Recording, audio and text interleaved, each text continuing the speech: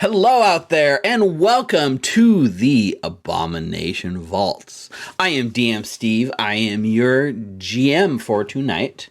And with me is my still unnamed group. Say hello, everyone.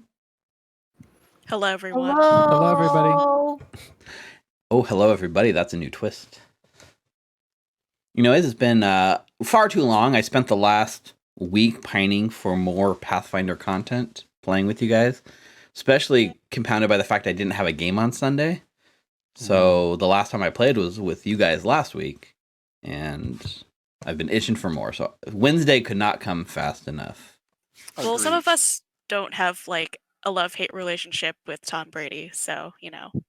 Well, we had a game. It was great. Yeah, you guys went ahead and had a fun little game. I heard about it a little bit. Yeah, I had... You know what? It's like... You ever have like a core belief that like is kind of the cornerstone of your personality and how you view the world? And have you ever had something that shakes that to the very core? Because that's what I had watching Tom Brady win the Super Bowl as I rooted for him. It's so counter to my personality. Hold on. I've got to kind of argue that point. Did he win, or did the other team just play so poorly that he won by default? Look, I don't think he did anything amazing. That team's defense is really good. Those coaches are really good. No. They have really good players. Okay, I 100% agree with that because the other team's offense was just getting trampled the entire game. Mm-hmm. Like he had to move in the pocket the whole time. He was constantly, throwing bad passes because he was just harried the entire game. But my argument is the Buccaneers won. I don't think Tom Brady won. The Buccaneers hasn't been to the Super Bowl in 18 years, and they were a terrible team before Tom Brady joined them. That's all I can say. I can't justify it. I don't know why, but that's what happens when you sell your soul to the devil. Yep. But that's it. That's, going back to our Beyond Avernus sort of conversations. Mm-hmm. But, speaking of selling our souls to the devil, I gotta give a quick shout out to Paizo. So they were nice enough to kind of signal boost our show here. So I'm going to go ahead and show this tweet on stream. Paizo this morning tweeted this very specific show, our Ruins of Gauntlight show, and called us out and linked to our playlist to get people to come watch us. And that is really awesome in my book. So thank you, Paizo. You guys are amazing. Yay! Yeah, and a special shout out to Aaron, who reached out. He put a bat signal up and said, "Hey, people that are making content, let us know." And so I reached out, and they were kind enough to follow up with this. So we love you, Paizo. Right? I think we do. Yep. Yeah, we love Paizo. We hate Roll20, right? Thanks for the hero point you gave us one time. Yay! Yeah, they're the only reasons we even used hero points in our beginner's box playthrough. Because they're the best. Yeah. Yeah, Roll20, like Paizo stock goes up, and then the Roll20 stock is going down because we are now at our third session, and still they have not released this content on the marketplace. So that's it's a bit of a bummer. I'm not used to that. I'm used to like day one being ready to go because that's how they are with their Wizards of the Coast content. So, meanwhile, I just finished mapping the entirety of level 3 with dynamic lighting, and so if for some reason you go to level 3, we're good to go. Cool. I would not recommend it. I'm going to use the level jump spell. Hold on. Run to the end. Mm-hmm. Also, while we were getting ready to go live, we did get a follower, so a good shout out to GM Nefarious, who is our current latest follower. We love our fans. So, without further ado, are you guys ready to jump into tonight's Ruins of Gauntlight episode? Yes. Yeah? Stan Luna, Jordan. Yay! Yes, Stan Luna. Stan Luna. Let's Stan Luna. So let's roll our opening cinematic, and we'll come right back and jump into the game, so don't go anywhere. The lumber town of Otari, with its storied past and a fair share of sinister secrets, has been fairly quiet in recent decades. Over the 400 years since its inception, the surrounding area has been the launching pad for many famous adventurers, and as a result, most of the ancient ruins have been fully explored, much of their mysteries already solved. But when the mysterious Gauntlight, an eerie landlocked lighthouse, begins to glow with a baleful light, the people of Otari suspect it's an ominous prelude to sinister events. The call goes out for a new band of heroes to save the day. Those heroes are Aurelia Cartus, Come here, take a shot. Halarmony Higgins, Can I play something for you?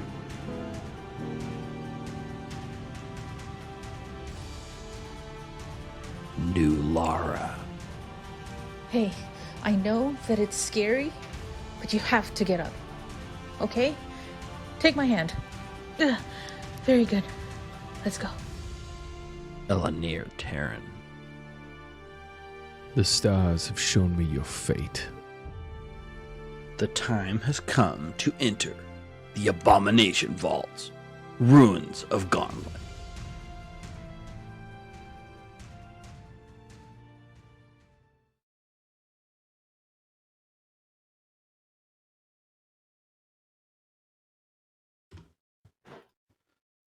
Welcome back, everyone. I get a little excited just playing that intro cinematic. Yes. Thank you, Halarmony, for that. No, thank you for playing this out. So, when we last left off, our group had made their way to the front of the Ruins of Gauntlight and noticing a drawbridge that looked a little shaky, to say the least, you decided to circle around the side of the keep and find a crumbled wall where you were met with your arch nemesis, the Mudlicker Maggot. Squishy, who latched on to Elanir and basically almost ate him to death. Yeah, I think it's what you call not a good time. Yeah. Going back, if you watch that, like how close, your character was to death there, I think the main difference was missing all three of its attacks on its turn. Like that would have been it. And after dispatching the Mitflit and their maggot Pokemon that they were training, you found a deep pit with more of these Mitflits kind of digging around in it. A couple of well-placed slingshots from Halarmony that nobody else saw because it was just from your point of view. And you managed to beat that sort of encounter. You could see that they were all fleeing, and they all seemed to be fleeing towards one edge of the keep. And when Elanir did a sort of peek through the broken wooden door, you noticed a large, like, skeletal undead creature with a giant sort of weapon guarding the door, which caused you guys to decide to backtrack and go the opposite direction and seek out the actual tower of the Gauntlight Lighthouse itself. And finding it locked, Nulara, with a little bit of elbow grease, busted the door down, which caused it to fall in and sort of instantly like decay and deteriorate as if like hundreds of years of decay all hit it at once, revealing the lighthouse itself. So I will go ahead and reread the lighthouse description to refresh your mind. So the smooth walls of this circular room are painted a light gray with no indication of seams between the blocks of stone. A set of iron stairs wind upwards along the curved walls before terminating at a trap door in the ceiling nearly 100 feet above. A red bloodstain glistens on the floor at the room's center, as though A human-sized creature bled to death on the floor very recently, despite there being no body in sight. And that's where we pick up tonight's session.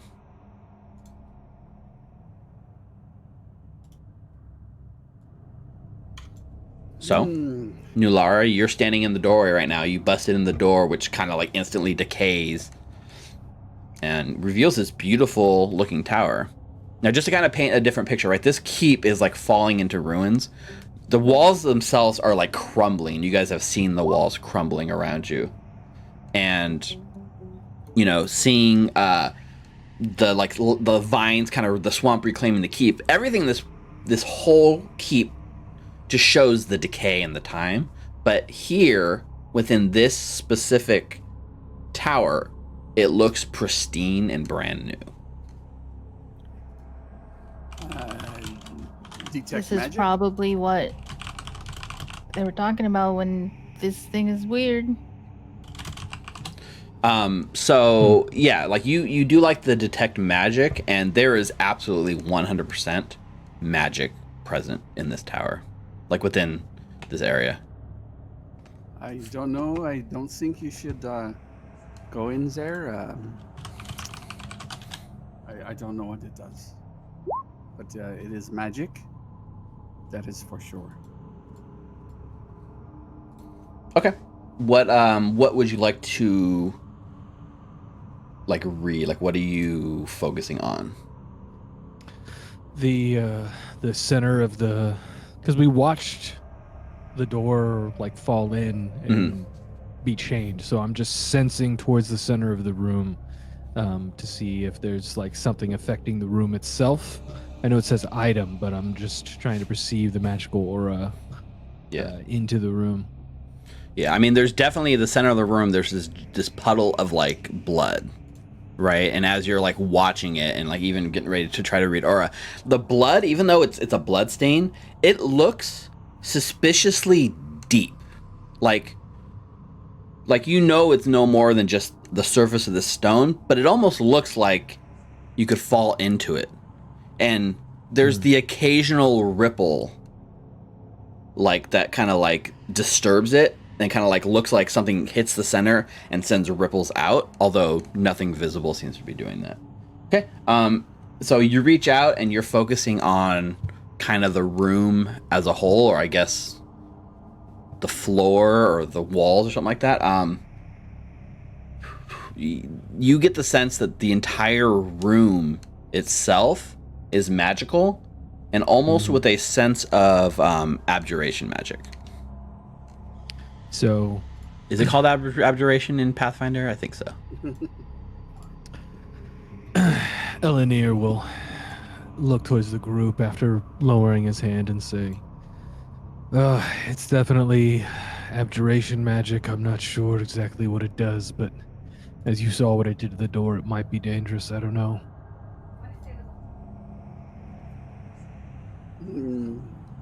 Probably.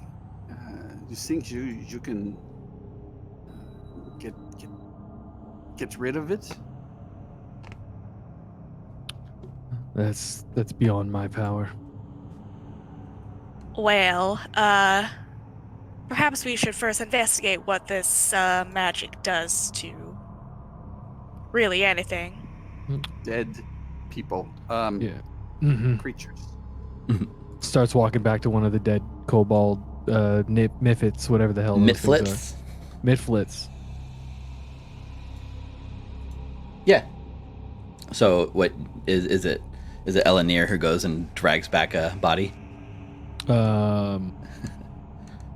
Based on my strength score, no.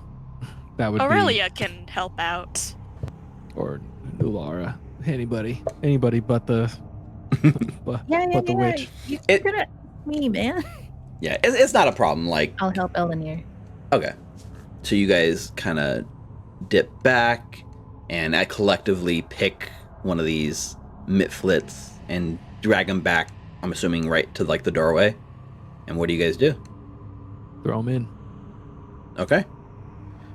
With a very unceremonial like heave ho, the body like passes through the threshold of the door and into the magical tower, and it hits the ground and kind of like hits the ground and like skids and bumps and rolls over a little bit, and like the hand like flips out and hits the puddle of blood that's in the center of the room, which causes it to ripple again. And everyone is like waiting for something to happen. And I must say, anticlimactically, nothing happens. That's a good sign, actually. Mm-hmm.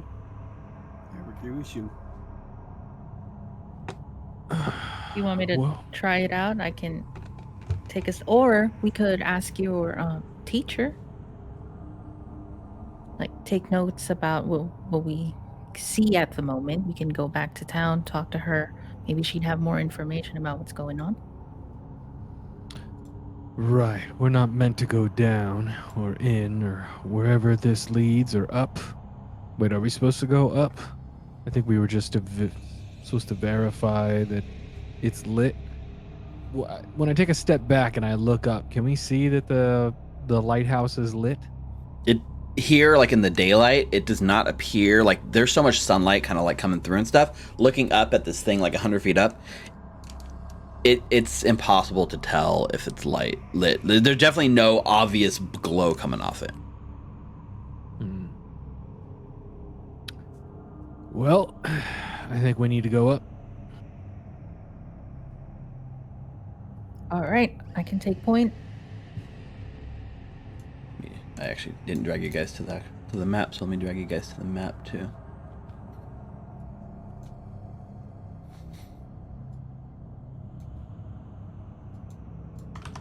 Let me put a dead Mitflip body here because you guys killed one and threw it in there.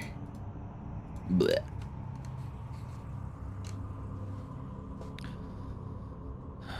Well, let's do our thing. Check Okay. it out. Yep. So, who's the first to step into the room? The DM asks ominously. I step in. Yeah. You step in, kind of like bracing for something to happen. I think maybe like just a little bit of a flutter in your heartbeat as you're expecting something to happen. And yeah, nothing happens. You can see once you're in here, there is a sort of another door on the western wall. It's like almost like a it looks decently much like the other one. It hasn't been decayed to time. There is a sort of like iron cutout in this door that lets you look out, and you can see kind of beyond outside the keep, and you can see like what appears to be like almost like a small boathouse and a sort of like murky swamp just beyond. I'll just move this door blocking because that's so you guys can see out. But if you want to open the door, you can let me know.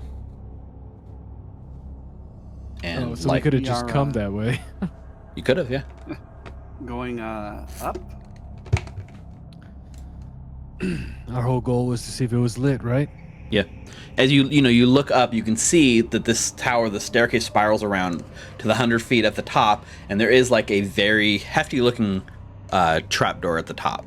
So yeah, you step the carvings in this like iron. It feels very sturdy. It doesn't feel like it's rusting or giving way at all. It just seems to be very well made. And as you ascend to the very top, Nulara, you get up there and you can see that this sort of trap door, it looks to be very heavy. There is definitely like a sort of lock built into it, and so there's a keyhole like above your head, but if you give it like a little push, like the whole thing feels locked currently. Yeah, it seems like we're stuck in here. Too easy. Too easy. We need to find the key. Do you think it could be in the puddle of blood? No, it'd be elsewhere. They wouldn't keep it in the same room. Well, I do have to point out that there were plenty of other rooms that we did not explore on our way up here. Yeah. That is true.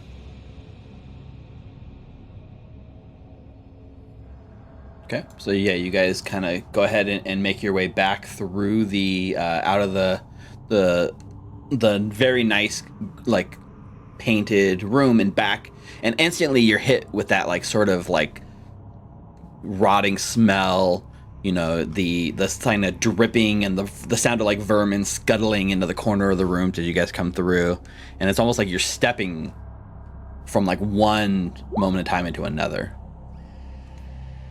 And you want to check this door right here? I'd like to cast guidance on Nulara. Okay.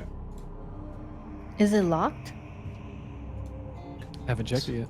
Yeah, let's see. So you gonna go up to check and see if this is locked. So wait. This one room you guys are in is like a really big room, and so it has all these like things like to this door is locked, this one's not, and this one's not. So for this one, let me check. I don't believe it's locked.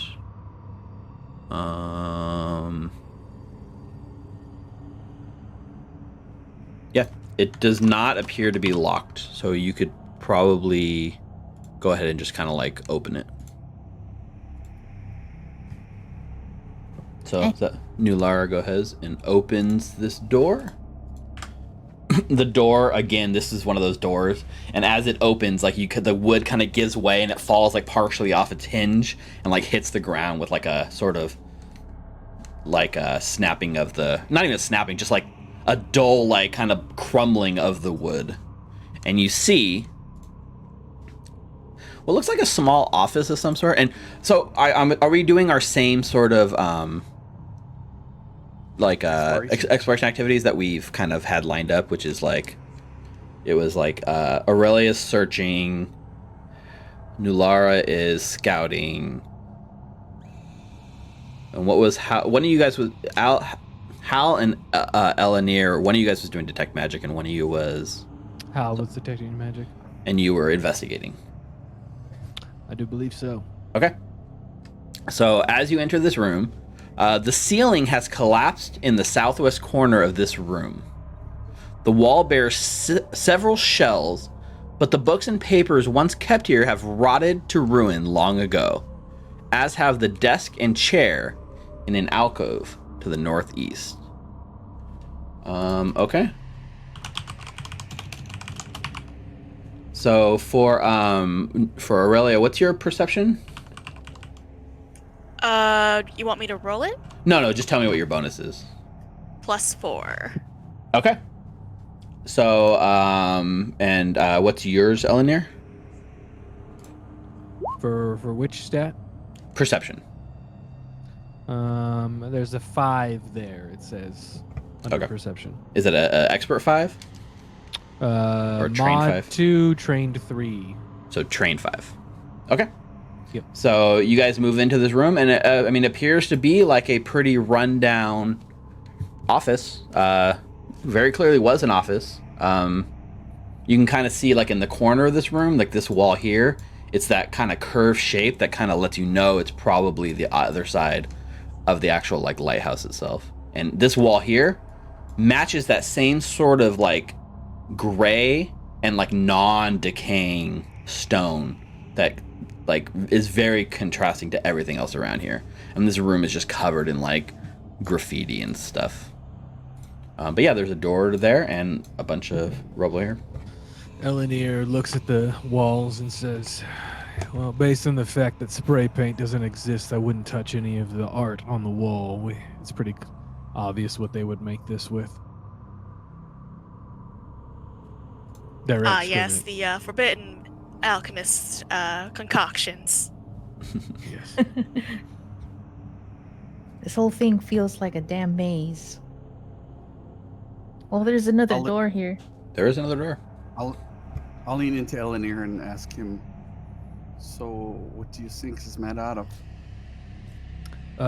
Probably those little creatures they used for excrement, most likely, or maybe the excrement of their maggot pets.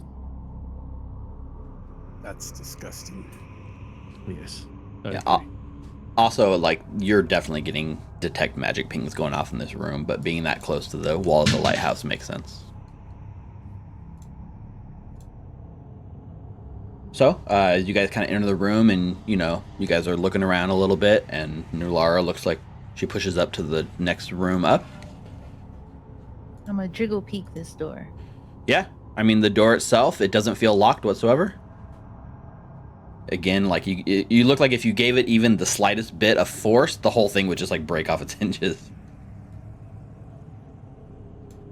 So, here we go. You open this room, and you see a triangular room. Might have once seemed comfortable, but after years of rain and exposure to the elements, through the 2 arrow slits in the northwestern wall, the room's divan, armoire, and tapestries have fallen to decay. And so let me roll.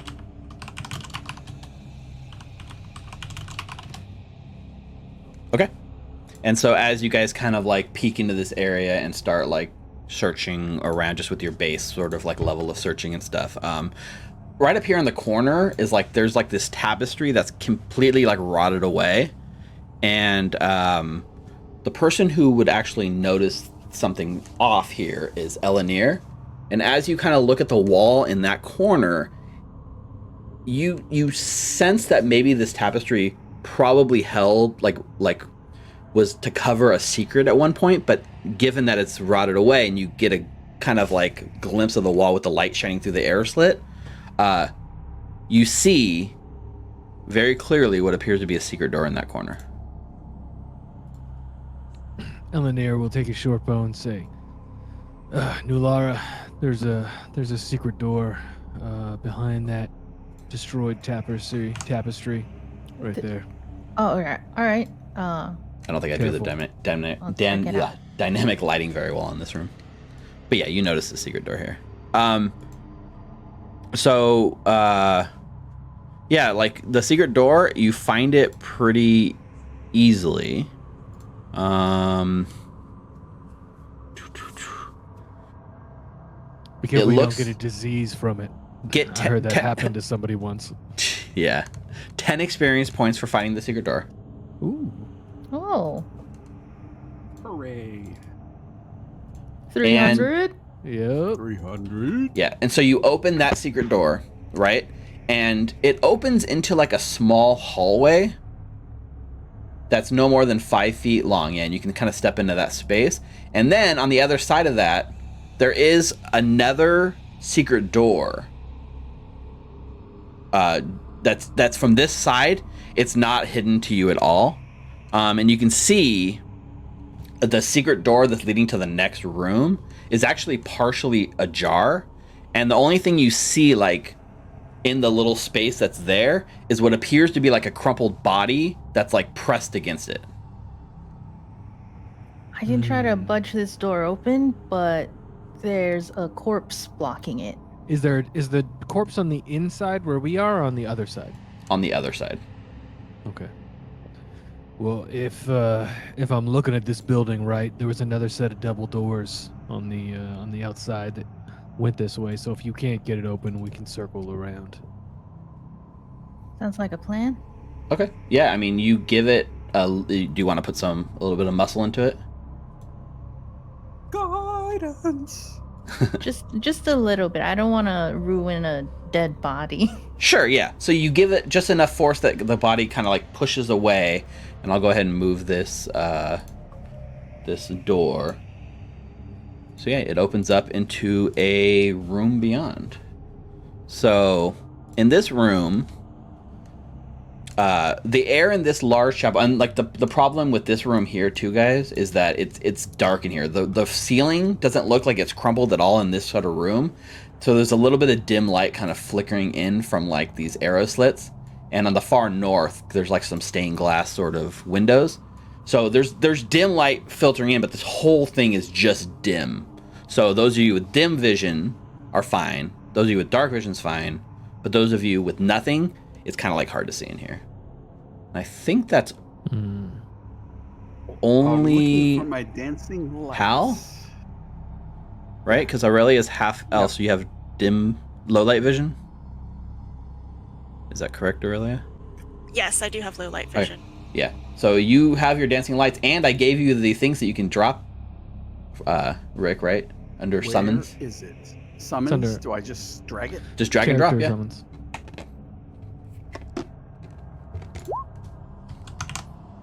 So because we're not actually doing dynamic lighting on this map, you know, it's not going to actually light up, but they would if it was a dark map, which is cool.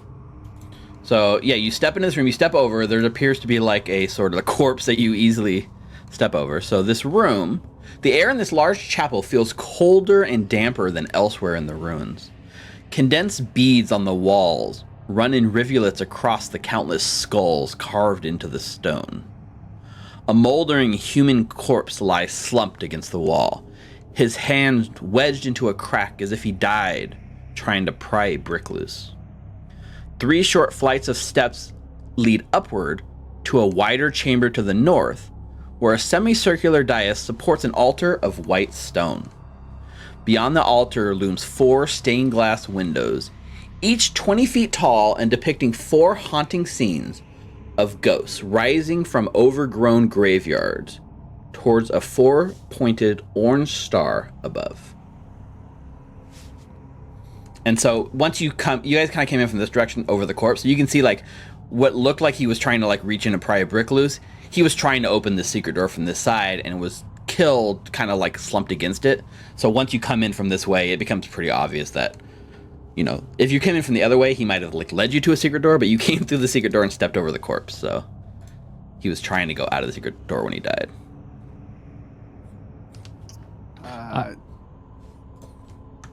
Please, you go ahead. I would look through the body's pockets. Does it look fresher than things we've seen in here? Like maybe this was a recent person came in here looking for something? Let's see. What's a good check for something like that? That'd be... In D&D would be medicine, right? Is that... I have medicine. Would that be the skill to use in this situation? Yeah, give me a medicine check. Even starting good today. No, even with a 10, it's definitely not fresh, right? Like this probably looks like he's been here months. Maybe years, but at least months. You get that much. Okay. Check his pockets then. Yeah.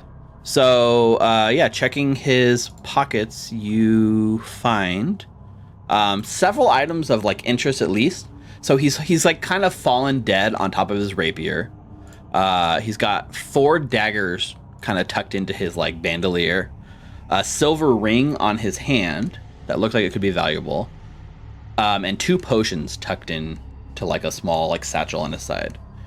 Also, Hal, just to call out here, you are getting a ping of yes on your detect magic from this something within you as you come into this room. I'll look around to the group and say, does anyone have any qualms with looting fallen travelers and adventurers? We do what we have to do.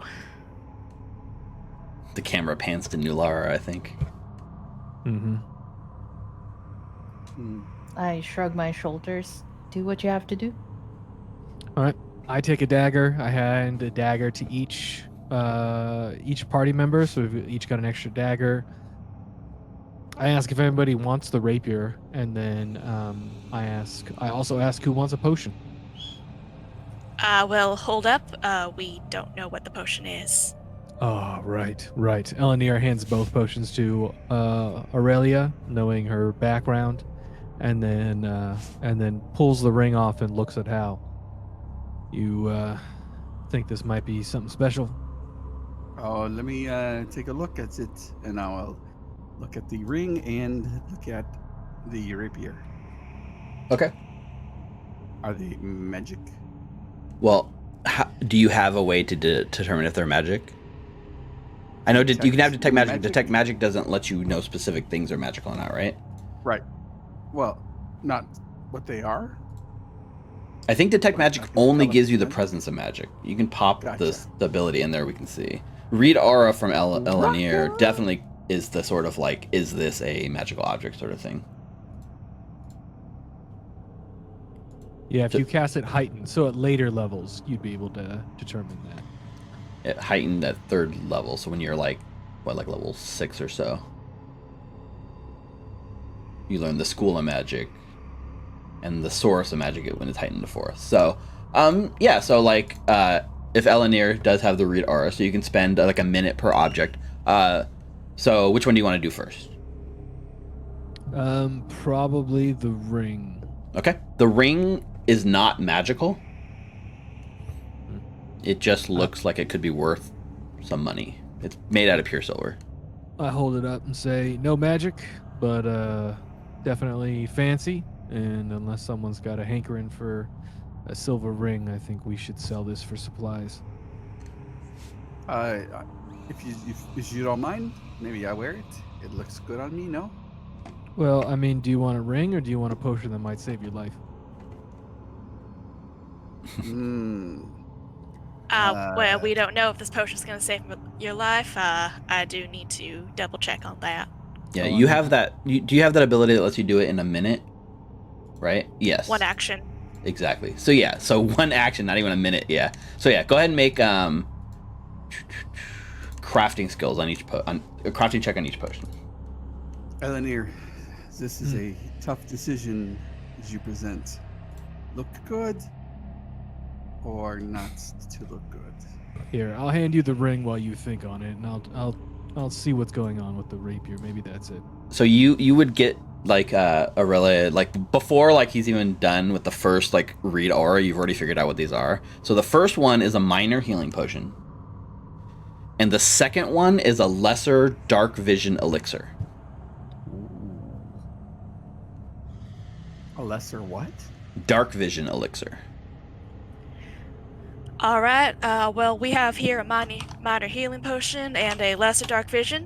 One of them will certainly not save your life if push came to shove during a combat situation, unless it was very specific. Elenir's gonna look around as he finishes with the ring. Well, how many potions does everybody have? We should make sure we're all stocked up. I got have one. 2 minor elixirs of life. I have one healing potion. You are? I got one too. I have one as well.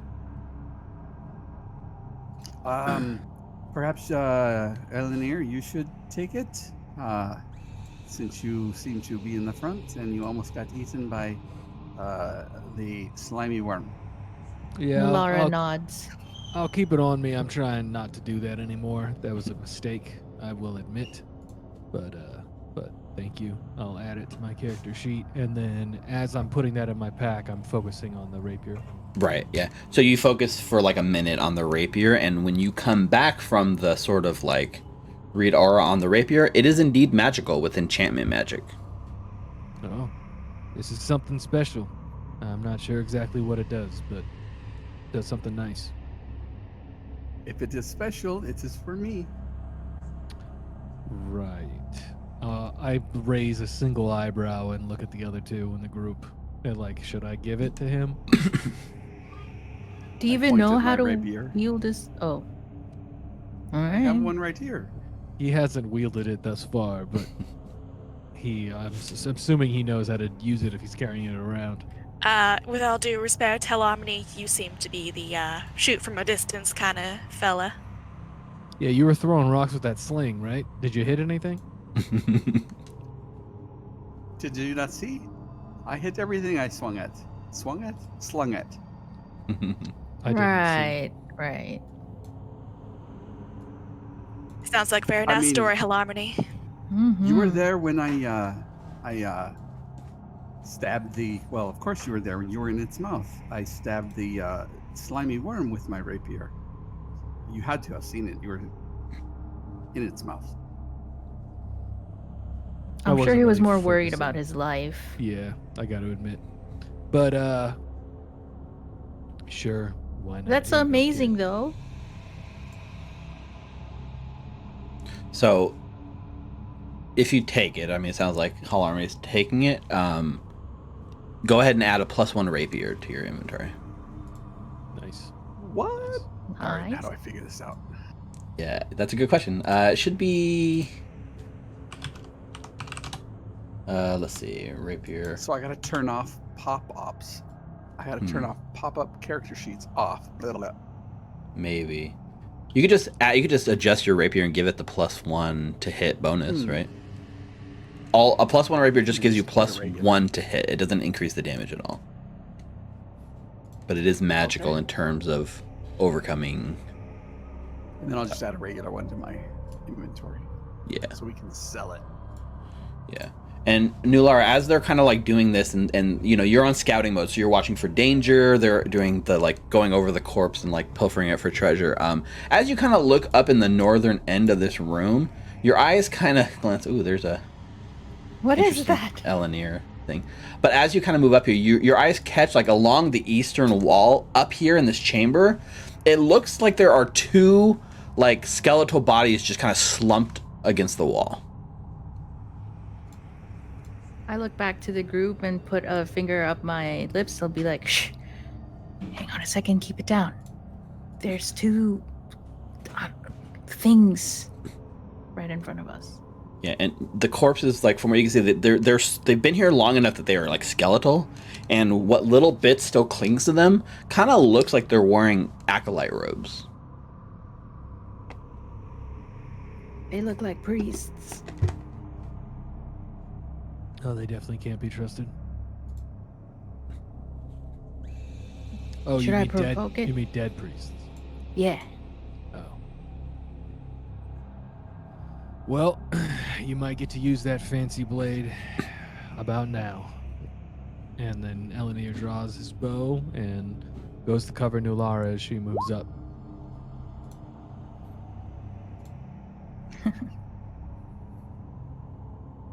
I don't see the +1 bonus on that roll.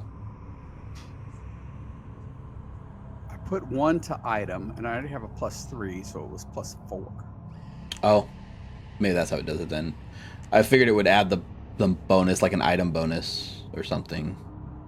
Yeah, So it'd be a I plus. I put a 1 in the item slot, Okay. and then it came out +4. As long as it's adding it in there, then that's all that matters.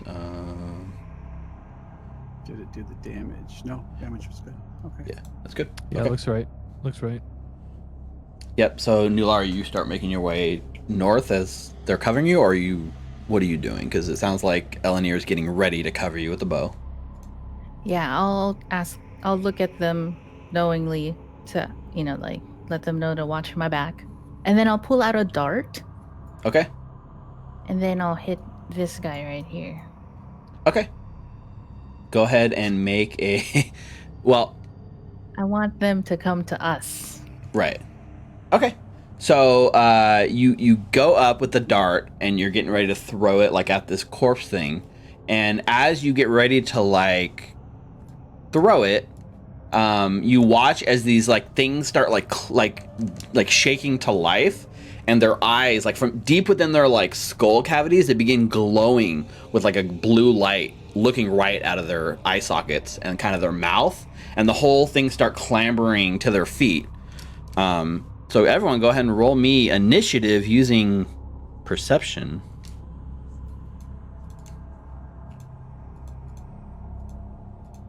Oops, that's not the right thing.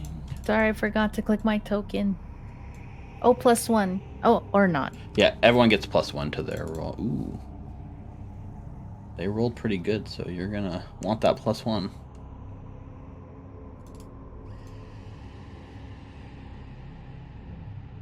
Roll20 just keeps freezing on me tonight. Oh no. Look at those initiative rolls, by the way. 24, Yeah. 24, 23, 23, and 22. Did you all already I add your think Elixir +1 had to 20. that? No. Needs to add 1. Elixir gets one more, so that's a 24 for Elixir. Yeah, I tried to click it and it's just hanging.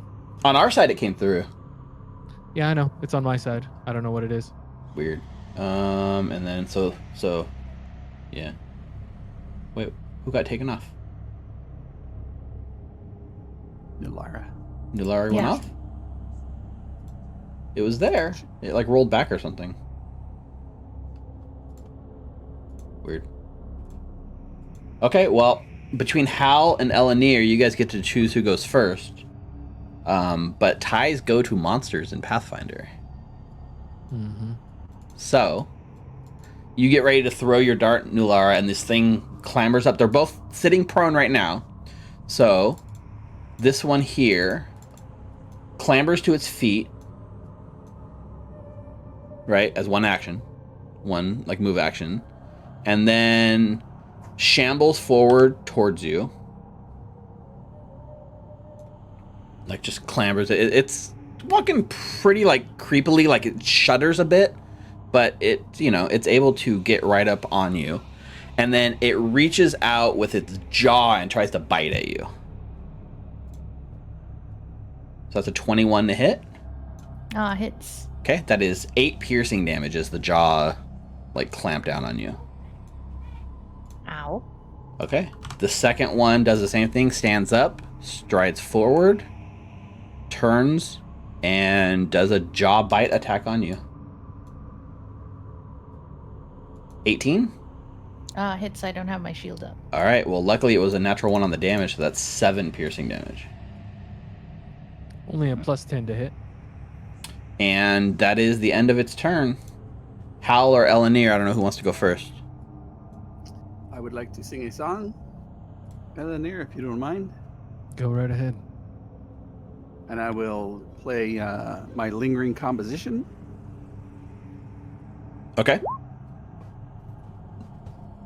Make that performance check. Alrighty. Wow. Critical success. So the composition Alright. lasts 4 rounds. And I Nice. will do Inspire Courage. Okay. So everyone gets +1 to attack rolls and damage rolls.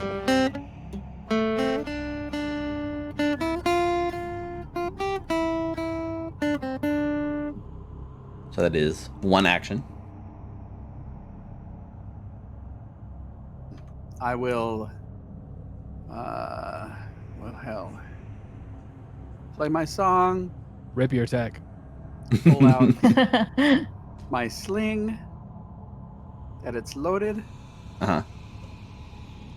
and I'll sling it. Okay. We have to figure that out too, because it might take a free hand to reload your sling and you have your guitar, but I'm just gonna assume you have it like strapped to like a bandolier strap or something, so you can like let it go and just attach to your body. I don't know, like yeah.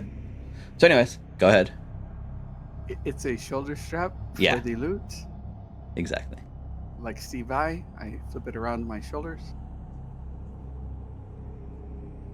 Plus, technically, there's nothing that says you have to use an instrument for that, right? It could be like a vocal performance if need be. It So, could be, but it's not. Go ahead and make that attack. Which one are you attacking? The one on the left. Okay. So I throw my rock through Aurelia.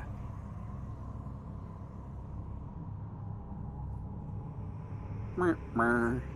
8 misses. Don't forget, you all have 4 hero points.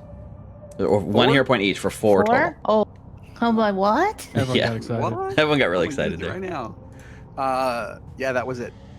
Okay. I think also because you did not sustain the dancing lights, that would mean the dancing lights wink out. Oh, yup. All right, so it gets a little dimmer for you, Hal. All right, Elanir. Lanier is gonna look at the situation. Cast shield on himself Okay.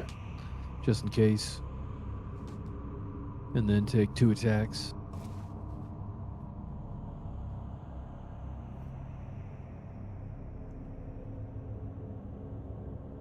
$18 hits, Nice. 3 points of damage. 3 points of damage. That is piercing damage, right? Yeah. Mm-hmm. Okay.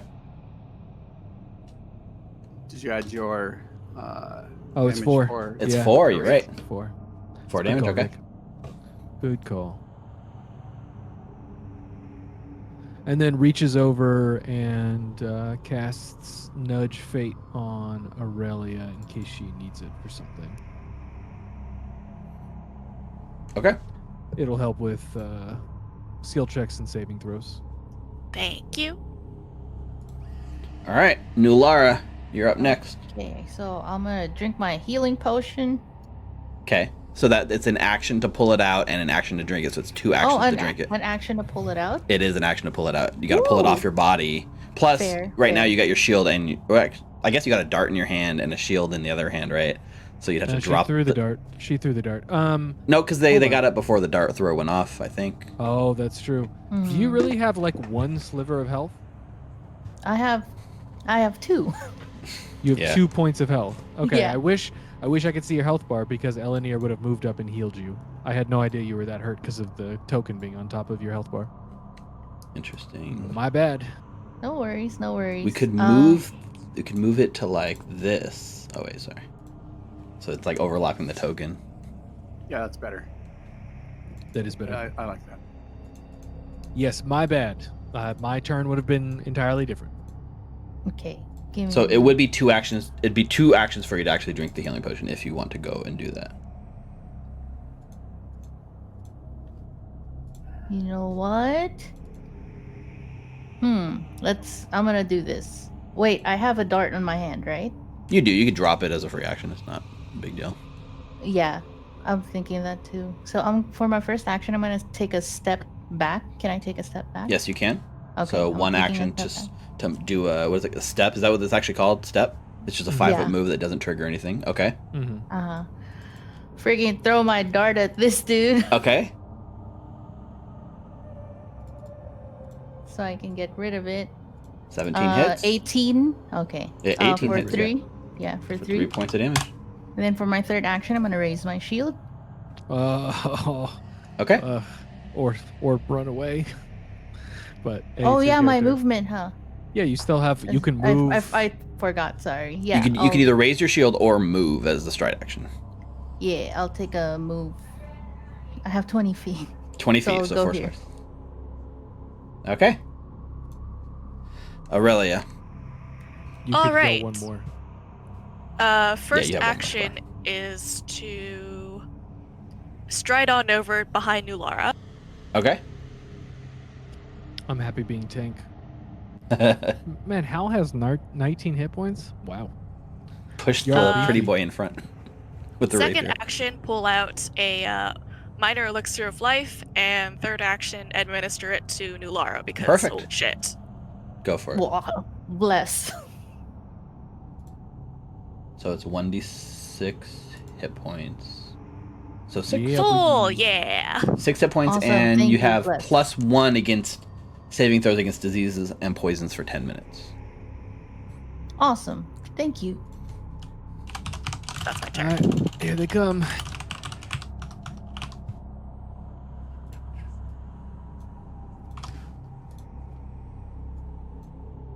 Sorry, I didn't put the Inspire Courage on there. Okay, so up next, these skeletal creatures. They're coming to me.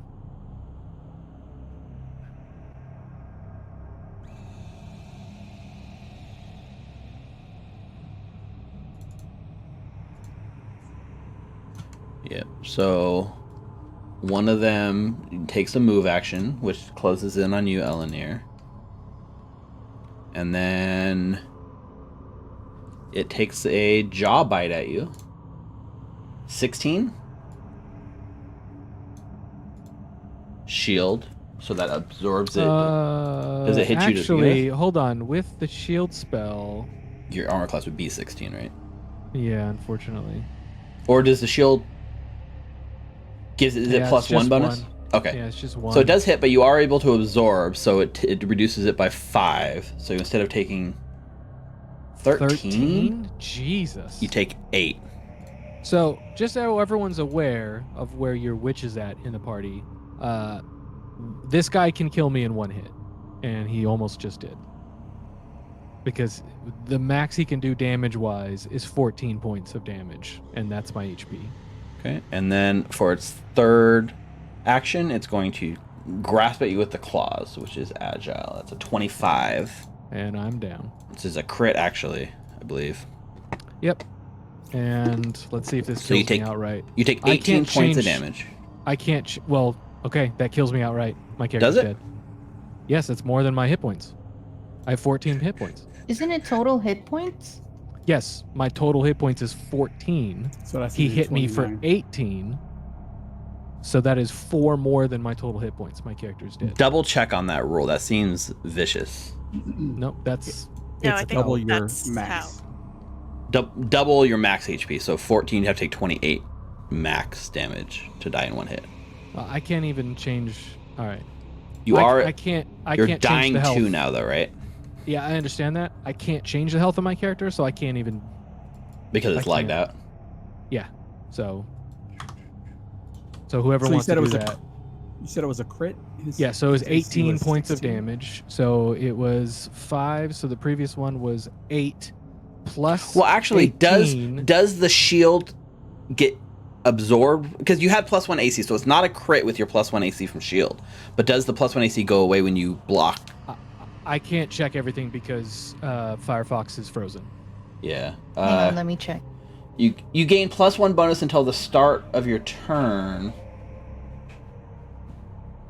It actually doesn't say that the +1 AC actually goes away.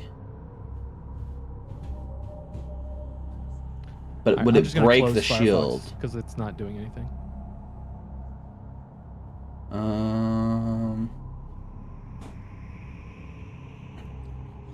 I don't know. It says, I guess I think because it took so much damage that it broke the shield that it goes away.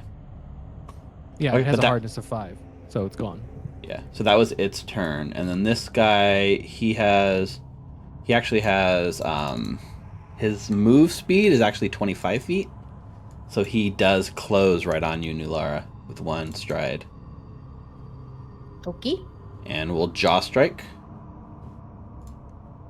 That's a 12. Misses. Thank And God. then a claw strike, which is an 11 and misses. Misses. All right, Hal. All right. I will. Can I see Eleanor? Yeah, there's dim light in here, so it's if you try to attack something, there's like a flat roll to see if you can hit it, but you can see Eleanor, yeah. All right. I will cast Soothe. Okay. I have no idea how many spell slots I get and how many times I can cast anything. It says that on your when you make your character. Like I get 2, and then I get a third one because of my familiar. Yeah, So you have. probably 2. It says I think you get 3 first level spell slots a day. Damn. So Well, you that's a lot. used Soothe once last time, right? Correct. Mhm. So this would be your second spell slot. Okay, got it. 2 of 3. Yeah, I'm gonna use. Is that your only spell? No. Okay, I see. You got more. I have Bless and Bane. Yeah. Okay. So how does Soothe work?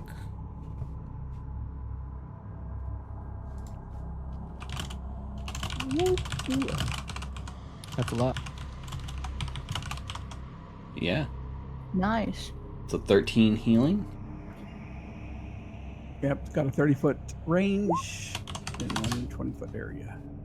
Man, I go to change one of those little circles, and then the whole window freezes again. I don't know what it is. Okay, so you're no longer. You should be at 13 hit points, right? I'm now at wounded 2. No, You are wounded that two. was. I was -7, wasn't I? There's no such thing as negative. You just go to 0, just like D&D. Okay. But I am now wounded 2. You are wounded 2. I think if you ever go to dying 4, you're dead outright. Is that correct? Uh huh. So just be careful. Okay, so that's Yep. 2 actions. How? Still got 1 action.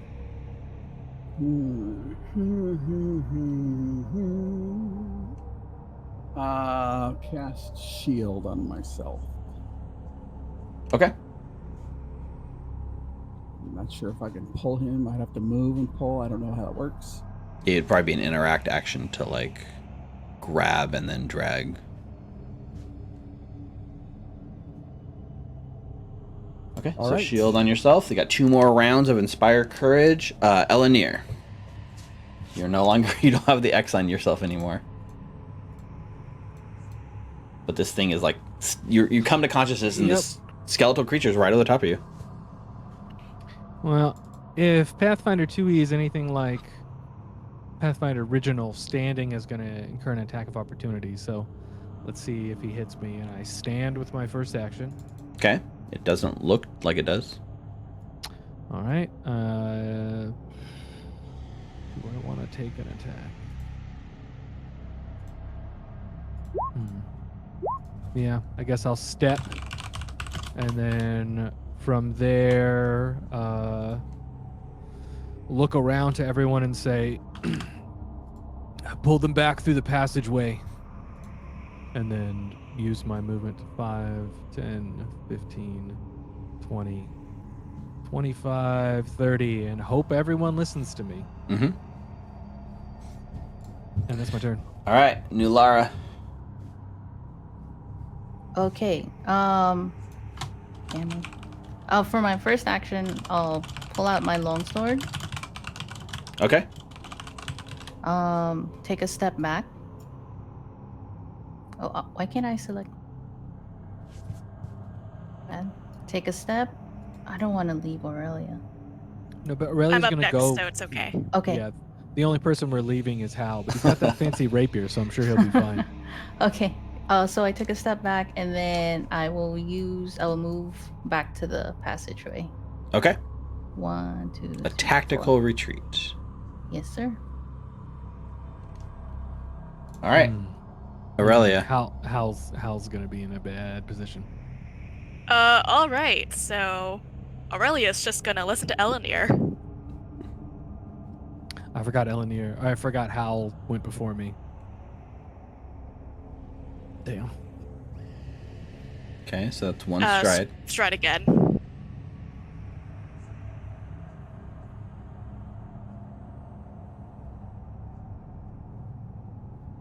Yep. And that's my turn. Nothing on your third action? Can't really do anything. Okay. Hand Hal a potion and be like, good luck. Well, that would be 2 actions, right? You gotta hand it off and draw Yes. it. Actually, Oh, that's no. I true. take it back. I'm gonna have a hand on a minor elixir. Okay, so you're gonna draw it out. That makes sense. All right. Sorry, Rick. So I this forgot one, your turn. This is okay. this one right here. I will come back stronger. Yeah, you're looking at this Yes, you kind of will. one here, right? New Lara's run away from it and like runs through the like secret door, like leaving you, and you like steps over the dead body of the person that tried to run away from this and already died once. You know, the like human that you pick clean, and this thing looks at you, right? And it actually, its eyes like light up a bright blue, and its mouth opens up, and this pulsing 20-foot cone of blue light emits from its mouth and eyes right at you, Hal. It's So that's doing a Big Trouble in Little China. It is That is an amazing movie. Thank you. Yes, it is. good. So it's blue cone, 20-foot cone. So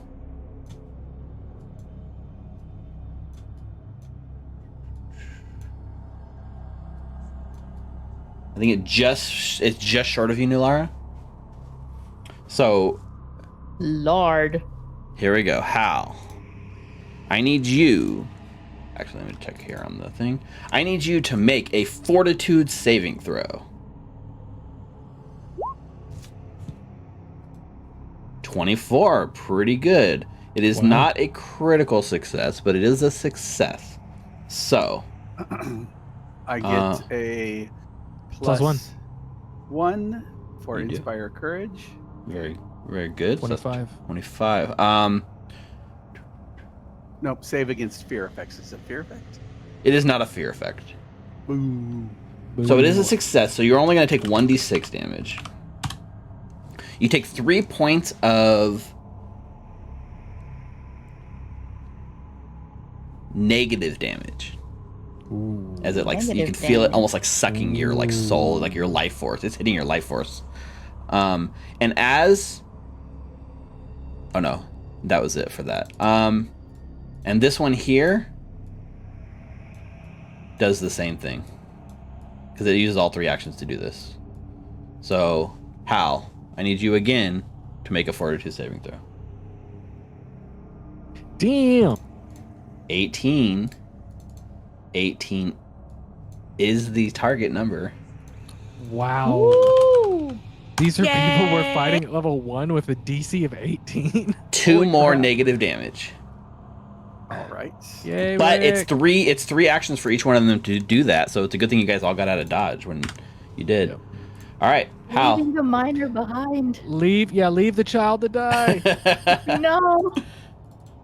I would like to take the stride action. Uh-huh. Can I close the door? Yes, you may. It's an I will interact. So close you the stride to door. there, and then you take an interact action to actually, close the door. Click. That's really funny. Rick's And then I will pulling a continue to Jordan run. over here. This is luckily not one of the doors that like rotted away when you open and close it, because this is like a stone panel, so it goes right back in. There's actually 2 doors. There's the one on the inside and the one on the outside, right? Because there's one facing the office and one facing the like altar with like a little space. But you're able to get out and like close it kind of behind you. Are you guys feeling inspired with your courage? I mean, the child just ran past all of us. I could have kept fighting. So as you guys run and close the door behind you, do you guys keep running? Like run further away? This is a pretty good spot. So I guess I'm gonna go up to Nulara Uh-huh. and take a page out of well, I'm gonna. We don't know if they're coming through the door. That's the problem. It is. Not a bad idea to heal up our allies, even when we don't think the threat's there. Right, but I can't use a medicine check to try and heal Nulara in combat because I don't have battle medicine. And I don't want to use a spell slot if we don't need it. Maybe we should come in here and close this door as well. Oh, that's a good call. All right. That I door move back. rotted off the hinges, so it is not functional. That's true. Yeah, I guess we can keep moving back. Yeah. Okay. So you fall back. Nulara? I'm gonna feel disappointed in myself and take a stride action as well. Mm-hmm. Um, So there's this tense moment where you're not sure if they're going to pursue you, right? And everyone's retreating.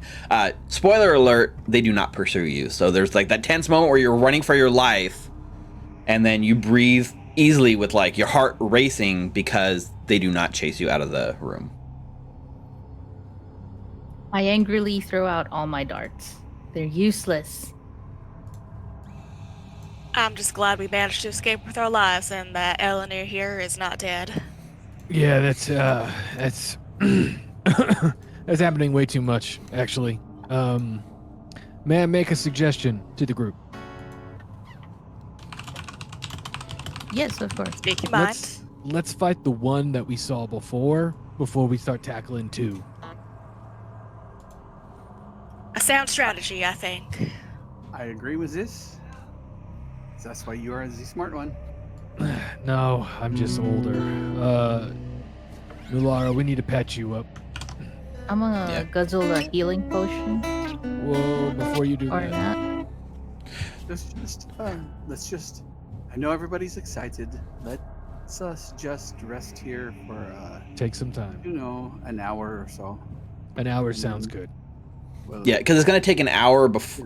It's not quite an hour, but like at least like 40 minutes before you can even treat wounds on Nulara again. Mm-hmm. But yeah, we're not on like a tight time crunch. Just know that taking this rest, it's going to be like 40 minutes or so before you can even start treating wounds, and then it's going to be like another time beyond that. So there's some breather here for some downtime.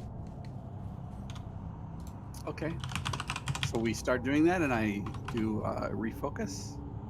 Yes, refocus just 10 minutes. Aurelia, how often can you make those fancy little potions?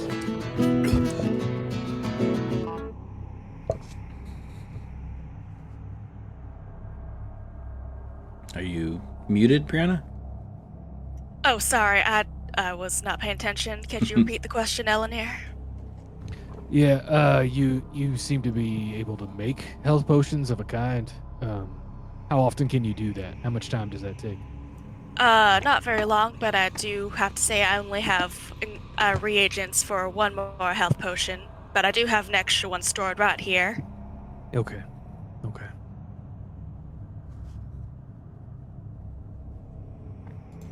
Yeah, I so have if you a guys, suggestion. sorry, good. We've scouted enough of this place and are aware of what we're fighting. Do you think it would be wise for us to maybe go back to town, reassess, We patch haven't ourselves up a little bit? we Or- haven't confirmed the light. That was what we were sent here to do. All right. Can I repair my shield during this hour? Yep. Mm-hmm. It only takes you 10 minutes unless you have the feat, but I don't think you do, so it's just No, I don't. 10 minutes, yeah. Yeah, because it's going to you guys are going to be in this room resting before the treat wounds and stuff is done. It's going to be like an hour or so of a breather room. So, like, the time passes, the sun passes, we're pushing probably like mid-afternoon. Oh, God. You actually... Wait, do you have +0 to your crafting? Yeah, I'm not a farmer. You're not training crafting Oh. at all. So you Well, damage yeah. your shield. I'm gonna use my hero point. Nah. Okay. What? How do I roll damage? I mean, I could have worked on your shield. Yeah, you could have Oh, somebody I else. could have asked. But, like, this is funny. So, yeah, so repair. Crit fail is... What is the DC to repair it? And a 10. Yeah, so it's not a crit fail. Let me You rolled see. a 2. Does it say what the DC is? The GM says the DC... It's about the same as the DC is to craft a shield in the first place. I don't think you're going to damage it enough to break it anyways.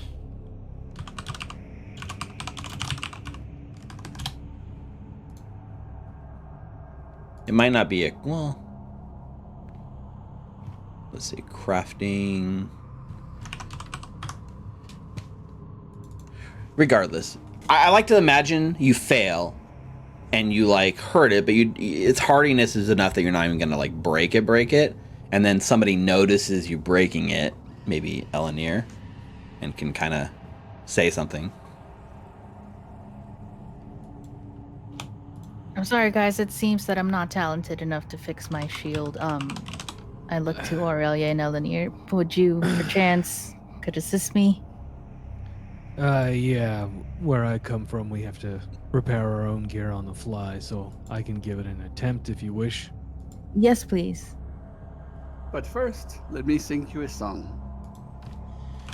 And I will cast guidance on Eleanor if he attempts to do the shield. Thank you. I think since a shield is considered like a level 0 item, it uses that level DC, so the DC to repair it would be a 14, so a 2 is a critical fail. But it's not going to be enough to damage your shield. If your shield was like on the edge of like maybe being completely busted, this could have potentially pushed it over the edge. But there's no chance of you actually screwing it up, so. Let's see. Shield block. There you come go. back. Yep, you repair it 17. with a +1. Yep, I hand it back. Yeah, you just need to get duct tape. That really helps. Ah, do you It's get made this from in ducks. town? Oh, Yeah, okay. you gotta kill ducks. Duct tape. Aurelia too, like as you're sitting here like with your passive like constantly like searching in this room and stuff, right here on this wall you spot what you are pretty sure is a secret door Could you ping it again, please? right next to you. Yeah, you might be on the wrong You're layer, on my a friend. different layer. Am I on the wrong layer? Oh, there we go. This right here. So that part of the wall, kind of like looking there, it appears to be a secret door. You just I know that we are patching up right now. For your consideration, there is a secret. I do believe there's a secret door right here, and she taps the wall. But no rush because it seems like we're all hurting. Yeah, you're better at patching people up. You want to try working on her? I fixed the shield. Yeah, and then after that, I think I'm gonna try and remove some of the wounds you got. Appreciate it. It's all So, marked the secret door. I'm at gonna least. use my healer's kit on Nulara. Sure. So that was the admit or first aid thing with the healer's kit. Yep. So go ahead and roll how much health gets back.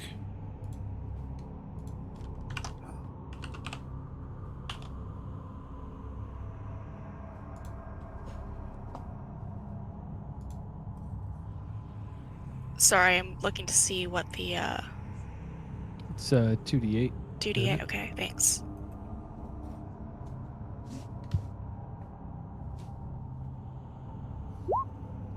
Seven, better than nothing. Thank you, Aurelia. You're really good at this stuff.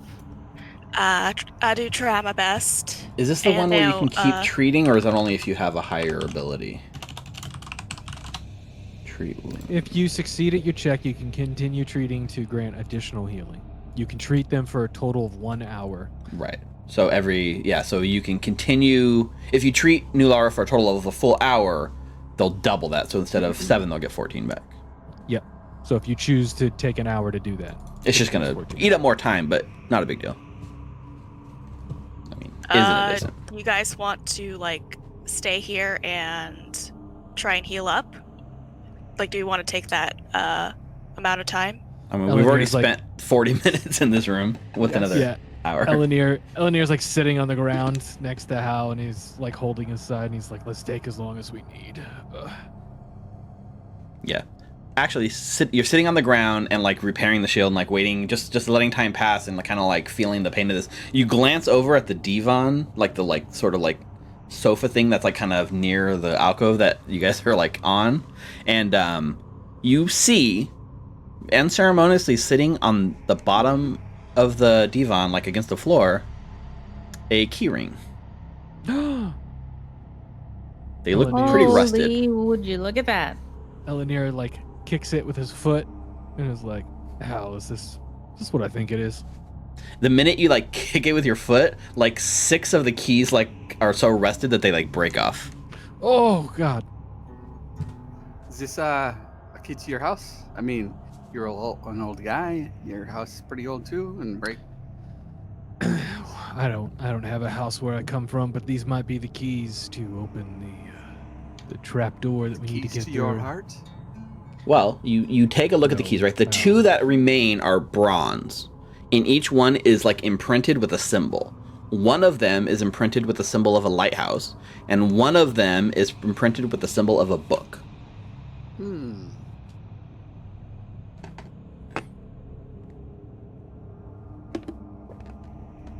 What you think I mean? He points towards the lighthouse. One's for there, and the other one's for a library of some sort.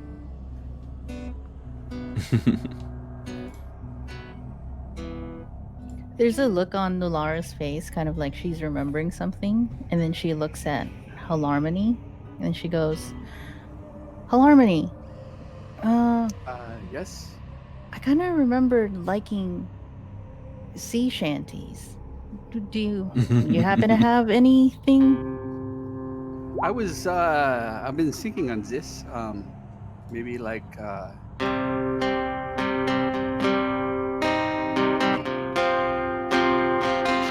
Oh wow, yeah, that kind of brings me back. Huh.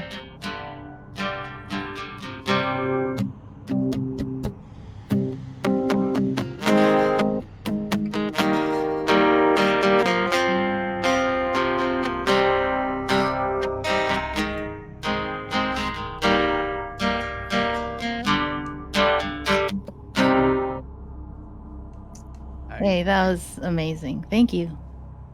It's weird. I usually don't remember stuff, but that one I did, and that brought me back. Thanks. Of course. I mean, I think it's the Ode to Wellerman or something. But people in where my parents moved to, they kind of came with that. At least that's what they tell me. You did really well. Thank you. How long have you been playing the guitar? This lute's my entire lute. life. Oh, Did I tell you my family? They're music teachers. They just moved to Absalom, and they're going to be playing one of the lords and teaching in their school. Of course, I was making money as a busker, so I decided to stay until, well, some things happened. So I had to come down here to Otari. I remember you mentioning that you're trying to accomplish or make a name for yourself for a girl? I mean, something like that. Her name is Caroline. Her dad is one of the lords of where I'm from. He says I need to make some money if I want to betrothed to his daughter. I don't know. His daughter's name is Caroline. You're already thinking of marrying someone at 17? You would too if you saw her, but I don't know if you. I mean, you would too. How about you, Aurelia? How long have you been studying the arts of medicine and creating potions? Well, She's let's like- see now. She's like stapling Eleanor's side. Yeah. Can I do while a she's quick doing that. medicine check to see if I to administer first aid on Eleanor? Yeah, go ahead and make that roll too. Can I cast guidance on Aurelia? Possibly? I haven't cast it on her yet, and it's an Then- hour. Yeah, and it's one attack roll, skill throw, saving check. It's weird because 25. Oh, because critical the success. medicine Yes, check is sir. like a 10-minute activity, and the guidance only lasts for like 6 seconds. But I think it's reasonable. So that's 48 back. Are you missing 1 hit point, Eleanor? Yes, but this might, because it's a critical success, it might take away both of my wounded stats. That's a good point. How does that work? which makes a big difference. All right, critical success. And its wounded condition is removed. Removed. What if you have? Yeah, I mean, I guess that means even if you're wounded 2, you're good. Yeah. Wow. Fantastic. Very nice. So Well 10 done. minutes on Eleanor. And then Hal and Aurelia both still look like they might be a little hurt. Oh, and New Lara. I've about 90 years old, not quite as old as Eleanor, but definitely up there considering you young sprouts. Been practicing alchemy for almost 70 now. Holy. The years kind of fly by. You look great for your age. I'm a half agree. elf, so we tend to age a bit more gracefully than you humankind.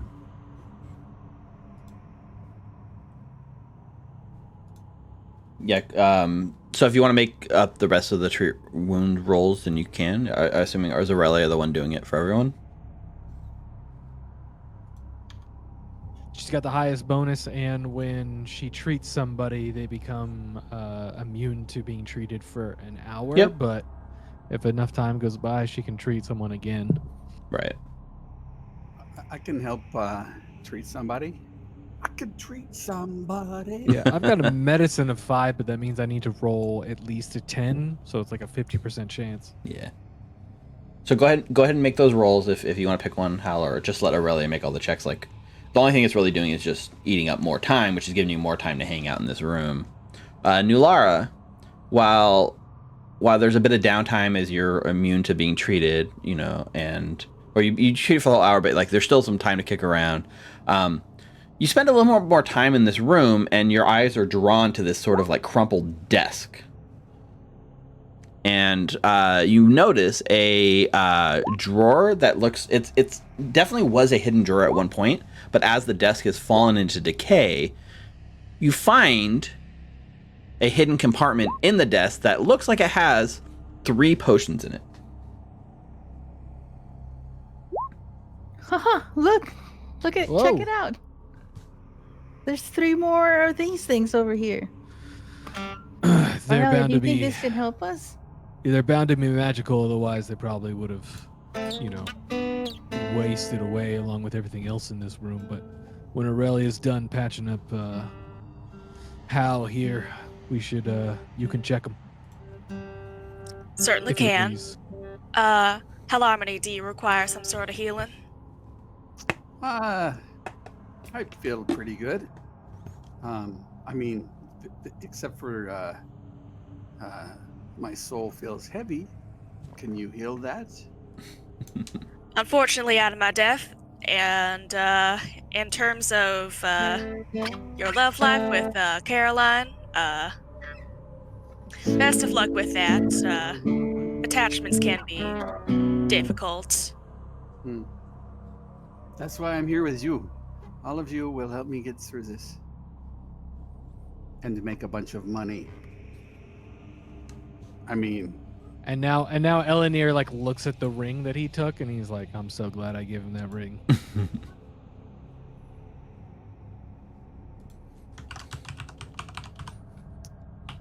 All right. Is that 9 crafting checks to identify each potion? Well, there's 3 potions, right? So 3 crafting. Oh, 3 potions. Sorry. So... I really the think you product should take the damage or healing, Rick. That's what I was coming back around to say. Does the what is it? What kind of damage was it? Oh, I wanna the think negative another damage. Negative damage. Is that like apparent? No, it didn't reduce your maximum hit points or anything, so it can be treated just like any other wound. Okay. Yeah, it kind of ripped into my soul and tore me up, but I have the feeling that you healed him and healed her, and you could probably heal me. I would appreciate it. I can certainly try. I imagine as she's making this roll that like as Aurelia is healing us, like the first time it was confusing because she pulled out like a protractor and a ruler and like a staple gun and like all this weird stuff. Look at that, exactly his health. Amazing. Because she's using crafting to heal us with her special abilities. Like it's not a normal medicine thing. It's this. She has like the needle out. Yeah. Oh, was that your healing roll? That was not the Yeah, that was for healing. Okay, well, the first one I already gave you. So the first one is a lesser comprehension elixir. Ooh. So make 2 more crafting rolls for me. You got 1 freebie. Actually, the second one, I'm not even... Yeah, go ahead and make the roll on the second one. Okay, so the second one is a minor elixir of life, which you're fairly familiar with. Nice. The next one is actually something that you've probably heard of, but I don't think you've ever made it before. But this is what's known as a lesser Skeptics elixir. Wow. It's actually a unique elixir that is unique to this. It's unique to this adventure, so it wouldn't be on anything you've probably seen. So you're not entirely sure necessarily what it does. I'll send you the link to what it does though. But Ooh. as part of like alchemy, you can spend some downtime to like deconstruct this and figure out how to re-put it together and make a formula out of it. So maybe not use it. That lesser comprehension elixir is pretty amazing. If y'all don't mind, I'm gonna pocket this third one so I can see if I can learn to replicate it. Hey, you're the one patching us up. It's hard to argue with you. Very true. Okay, and my elders. And as we finish with our sort of patching each other up and like the time ticks by and we are now like in solid midday as you guys hole up in here for the better part of 2 hours to kind of lick your wounds and come back fresh, that's when we're going to go to our break. It is 8:34. Right. So 10-minute break. Let's come back at 8:45. And from there, we will close out the rest of the Gauntlet adventure. I feel bad, like you guys went in and it's like, oh, let's fight. And then these things kicked your ass. Like, no joke. Those things were harsh. I mean, it's only a plus 10 to hit with like a plus 6 damage on a D8. You're right. And maximum will take me down in one hit. Like, and you ran, which was the correct choice. So congratulations on making the correct choice there. I think. So we get 4,000 experience points for choosing to run instead of die. Well, it's interesting. I'll see if there's any sort of guidance for giving experience for running away from encounters and surviving them. I assume any experience you get for running away and surviving will be, lessened from how much you get when you defeat them. But I'll check it out. No. So 10 minutes, 8:45. Don't go anywhere. All right. Come back here on Abomination Vaults. See you soon. Welcome back from break. I am DM Steve, coming back at you with my players who very wisely ran with their tail tucked between their legs and lived to fight another day. Now, how? I thought there was a very good chance that those blue light ray things were going to end you. And had you not successfully saved both, it could have been. So, good job facing death and staring it down and just dancing your way out. I am proud of you. Caroline, and that saved me. True love. So I know we were talking about doing the extra healing and stuff, but we were talking with Nina at the break, and she didn't realize she got the 14 from the heal from the treat wounds, and she only took 7. So I think she actually is topped off. Yep. That's why I kept asking. I was like, wait, critical success, you get double. Right. So that means with this 2 hours of downtime or taking a break, nothing comes and interrupts you, but you're ready to move on right around noon. There's still the unfinished business of the secret door that Aurelia found. You still have yet to figure out how to open the secret door, but you see there is very obviously a secret door on that wall. And the next question is, if you'd like to, figuring out how it opens. I hate to leave a secret door unopened, but we do have the keys, so that's up to y'all. I keep almost dying. It's getting frustrating. So, I have a question for you all. We are leaving once the sun goes down, I think. Well, we need to verify the gauntlet is actually lit. We might have to wait until sundown for it to light itself, but or it could be lit when we get up there, and maybe we can just go back after that. Okay. That is smart. You are wise, old man. He looks at this 17-year-old kid, and he looks at himself and he's like, "Well, my hair is unnaturally gray. That's fine." He thinks to Aurelia himself. here is a youthful spry, though she says she is old. You, my friend? I'm middle-aged, but thank you. Not so much. How old is New Lara again? I don't know. Well, crap. If New Lara doesn't know, Fair then... answer. My God, Eleanor, we're traveling with children. Yeah, freaking children. Let's... She could be old. Well, I mean, what does she look like when we look at her? Does she look young? Does she look middle-aged? Does she look old? She looks like she's in her 30s. Okay. All right. Mhm. There you go. Eleanor, we already found the door, and since you have the keys, we can go ahead and check that out. We're running out of light. I don't. Maybe this goes to a hell trap as well, but we should really find a way to open this door before we move on. Yeah, you guys. I'm gonna try and jiggle this door open. There's a whole bookshelf kind of against the wall, and you've noticed the hidden door seam on the wall kind of behind the bookshelf. But as you are kind of jiggling the bookshelf trying to get to it, and you guys spend just a few moments here, one of the shelves on this bookshelf, it actually, as you put weight on it, the whole thing kind of clicks and tilts down, and as you push down the bookshelf, the whole door kind of swings open. Ooh. Oh, like a wizard's tower. Yeah, I'm a fan of bookshelf secret doors.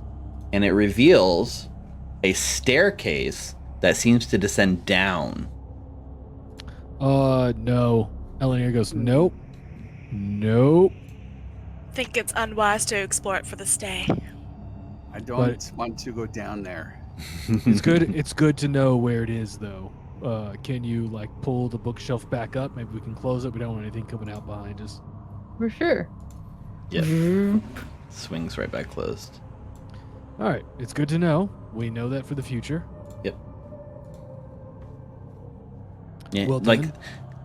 like it goes down, right? And like in that like sort of sound, or in like listening down into like the lower parts, it sounds pretty empty down there. Like you don't hear like the sounds of talking or creatures or anything. It's just an eerie still silence that kind of like permeates up at you. So at least there didn't seem like there's something waiting at the bottom to run up that you notice. Elenir scratches his chin and says, I don't know if that's the DM telling us to go down or trying to goad us into going down, but I don't trust it.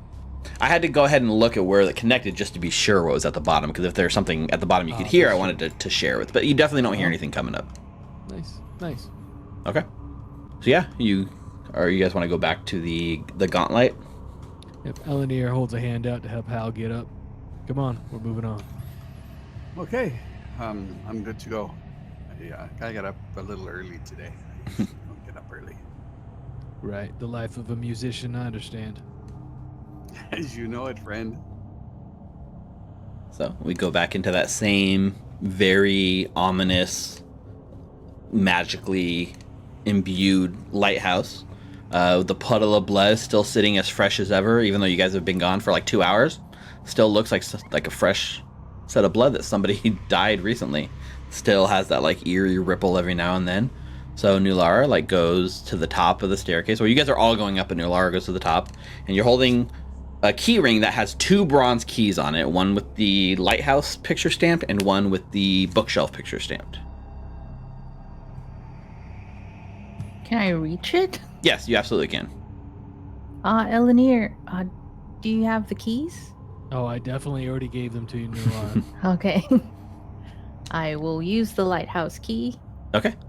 You slide it in, and it turns, and it clicks just very easily, like almost as if it's not like stuck. Like even though you might expect being here for hundreds of years, it might be a little stuck or jammed. It clicks with the ease as if it was just made the day before, and you're able to slide it up. So I'm going to move your tokens real quick. 1 second. I gotta zoom out. This will be easier if I zoom out. We're teleporting. You're teleporting to this little cutout here, so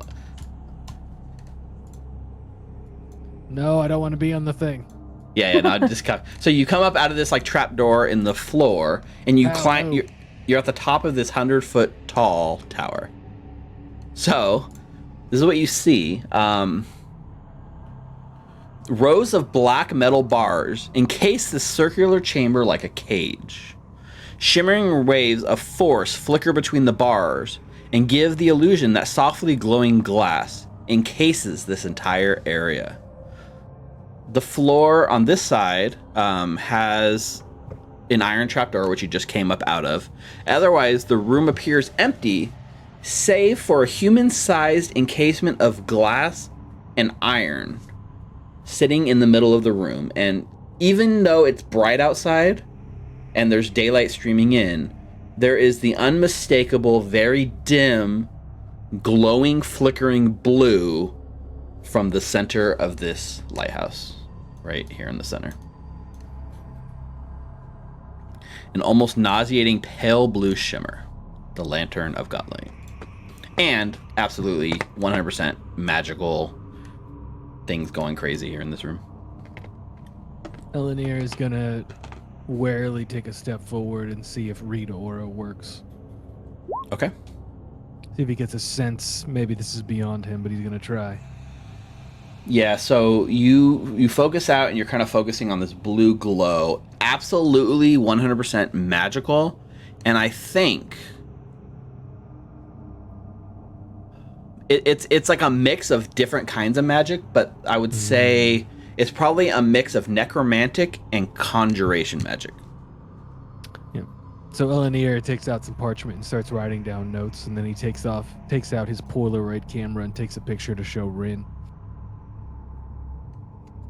I mean, he just You have he just, all this new just draws it. technology. Yeah, I went by Big Five before we left. Huh. How interesting. Wait, do Big Fives even exist anymore? I don't think they do. I think There's so. They do. One- There's one on my way back home from work. Okay. There's one at Yes. Buena Park. There was one Okay. across the street from where we were staying. Oh, that makes Did you not sense. see Yes, it? that's where I picked up the Polaroid and the tent and everything. Yeah, looking sort of south at this tower, because like you're up 100 feet tall. Looking south, you see like the whole like kind of like fog fin swamp, and off in the distance you can see the town of Otari from here. Looks a lot closer when you're up this high. If it weren't for skeletons that almost killed us, this would have been a really nice spot. Maybe one day we can get it or get something to amplify my music and we can play down and everybody can be down there watching. Yeah, you can have a concert here. It'd be a good stage. I don't know about the magical, creepy light with necromantic magic coming out of it, but yes. I mean, it depends on the show, right? Depends on the type of music you're playing. Of course. It would be for, for you guys first and foremost. You seem to be, well, you've got the pointy hat. Oh yeah, I'm into dark shit. Is that what you're asking? Yeah. Oh yeah, that's my shit. All right, so we've confirmed that the light is open. Yeah. There's definitely like looking at the distance between here and Otari, like as you're glancing out, like you're pretty sure that nobody would notice this glow from that far away, especially in daylight. But being in this room is enough for you to like sense the glow. But somehow Rin seemed to have sensed or saw this light from so far away. Yeah. May I roll like maybe a skill check or maybe some lore to kind of figure out like the nature of this thing? Like I got the schools of magic, but I kind of feel weird just coming back to Rin with that very little magic. You said necromancy and what else? Conjuration. There's a sense of conjuration, but primarily necromancy. If he wants to roll, can I do a guidance? Sure. Yeah, you want to do basically be like a lore check or an arcana lore check. Okay, so I've got astrology, occultism, and arcana. So you would like arcana? This would probably be arcana. Got it. Nope. 12 would probably not do it. Tough to assess. Yeah, you don't get a lot out of it. I only have 300 experience points and I'm only level 1, so this is probably beyond me. Maybe next time. Yeah, we'll come back. But since you mentioned it, Nulara, I think we should go maybe try and kill that single skeleton by itself. Maybe cut our teeth on that, see what it can do. It did something strange to you, Hal, before you got out of there. What was that? It sucked the life from my body. It What? took the muse from my person. It tried to steal Caroline from you? Yes. Not sweet Caroline. Okay. All right, well, don't group up then. That seemed to be like a weird thing, and let's go kill it. I want to kill one of them before we leave, please. Just make me feel better about what happened. I'm down. My ego was hurt earlier. Yeah. Didn't Ren just say, tell me if it's on and come back? And we come back? Right. And- But it's just a one by itself, and I feel like we can handle it. And if we don't, then we just run again. Like the running seemed to work. Well. Okay. There's also this, and he points towards the door, and then he points to the hole, and he's like, we could just get like here and here and here and do stuff from far away, and then it would have to like come around here he's like pointing, have to come around here to get to us. And I feel like we could just like ring around the posy this thing, all day and just whittle it down. Yeah, like given this ledge, like if you're just like slowly stepping and you're taking your time, it's not like dangerous. But in like the heat of combat, if you were trying to run across this ledge at full speed, you'd have to definitely make like a balance check to not fall in the pit. Yeah, so we use the terrain to our advantage. Can I stay on the outside? I mean, as long as you participate, I do not Oh, mind. I mean, well, of we gave you a course. fancy rapier. We want to see it do something, right? Maybe in 700 experience, but I don't know. Okay, then. Well, no, remember we're only going to 800 to level up, right? So you only need, what, 500 more? Only 500 Let's more. do it. And Yep, then so- after we kill that damn skeleton, we can check that bottom area for more of those misfits. Yeah, so why don't you guys go ahead and set yourself up in whatever sort of like battle ready plan you're gonna do, and you can give me your initiative checks. Damn. I got my one of the night. Oh wow. Wow. Look at you guys. You guys go. Okay, perception. Not too bad. Damn. Aurelia's just looking at these new potions like, all right, so I can break this down and I can turn this into this. Ooh, I can totally make this into She's not in the moment, let's be real. It's like an ambush battle plan, and you're still like distracted. Okay. She's tired. She's been treating our wounds for the past couple hours. So Nalar, you're on the other That's side of true, this that's closed door. You can see that like skeletal creature just on the other side of the door here. So you're up first. So your first action, I guess, is probably to interact and rip the door open. Yes. All right. So you open the door, and you can see at the end of the hall, right in front of this door, like a similar like skeletal creature.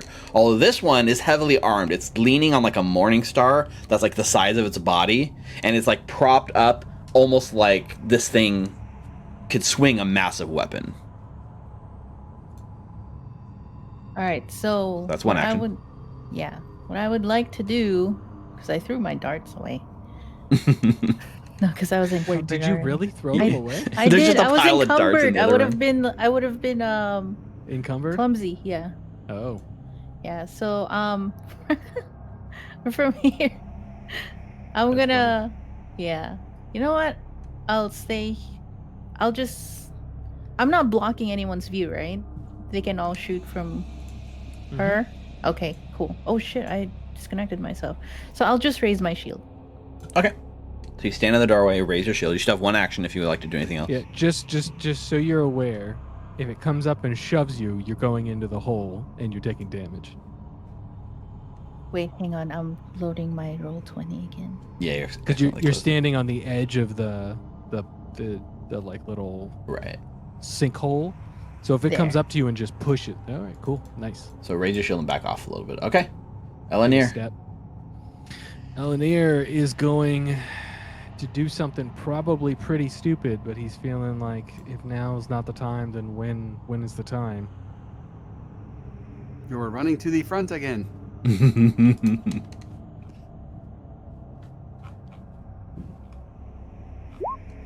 He has true strike on himself.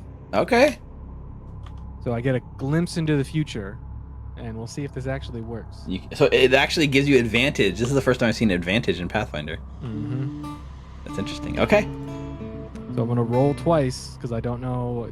I don't think shift does anything. No, I don't think it does. Yeah, go and roll twice. 21, 13. So the 21 hits. Oh, Dead goodness. center. Perfect like center mass on this like skeletal creature. Oh, goodness, didn't even need it. But here we go. 2 points of damage because whatever. Okay.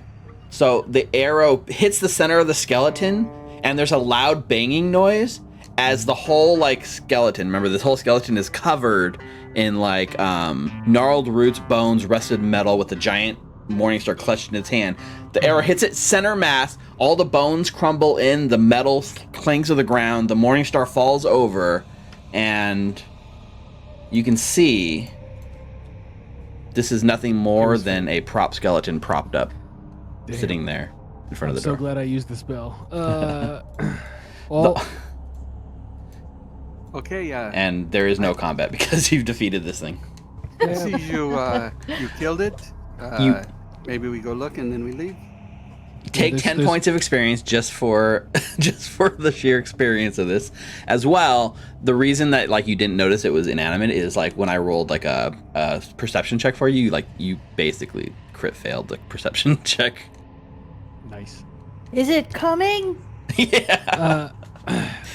Laura, I don't know how else to say this considering yeah, it's dead. I killed it. Eleanor killed it. Oh wow, It amazing! was Yeah, amazing. it was. It was a good shot.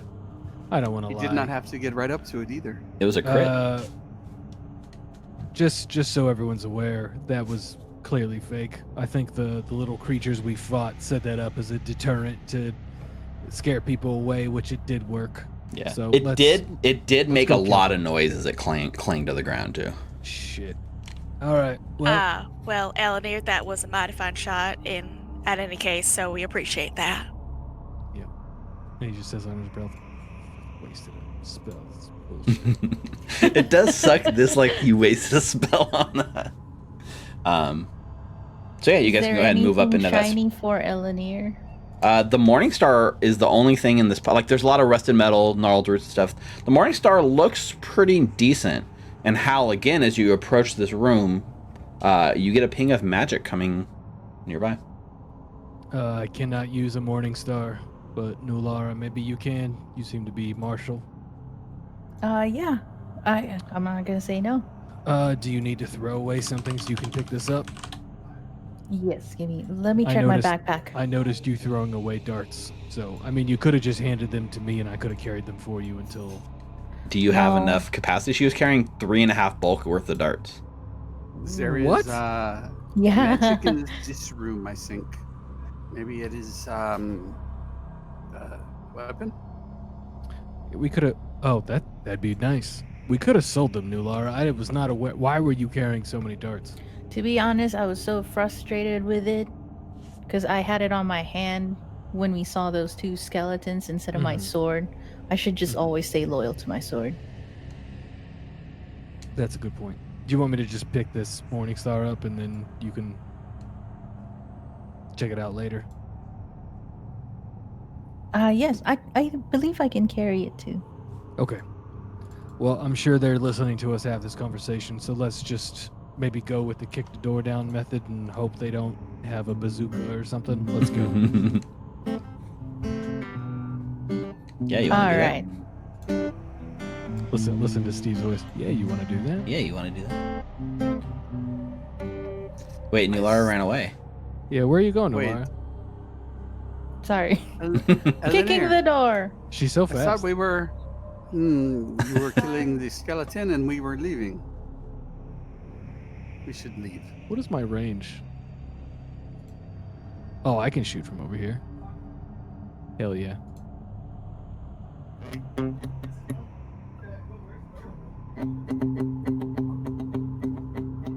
So are we kicking the door down?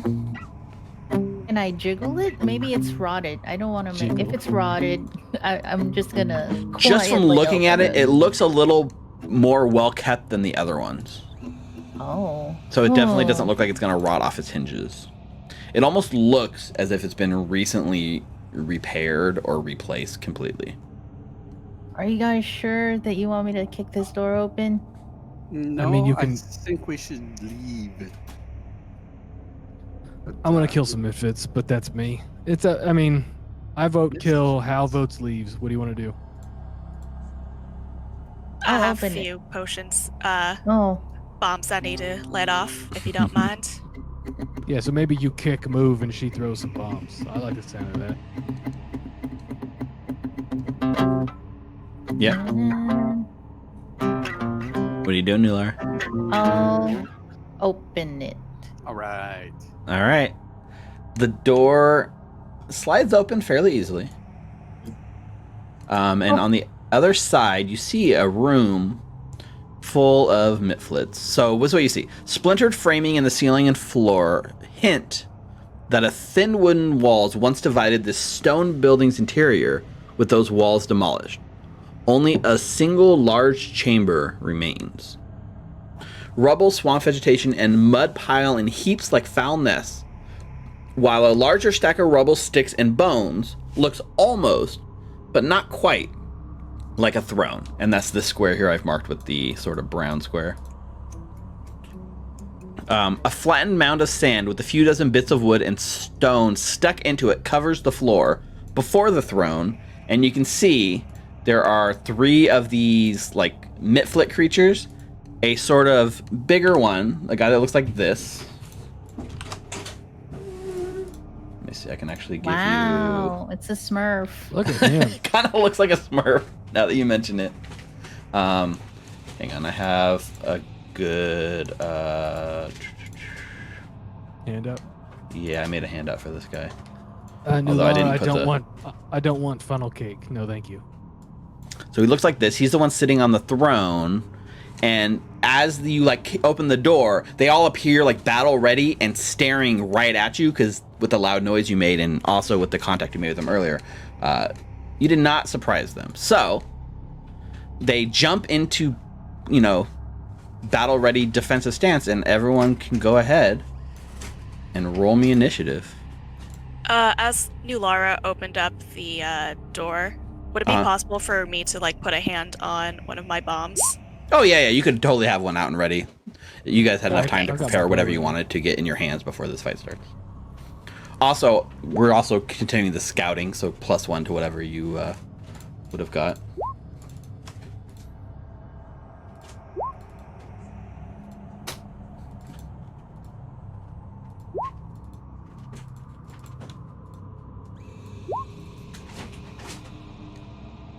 So, okay, that's everyone. You guys all added your bonus?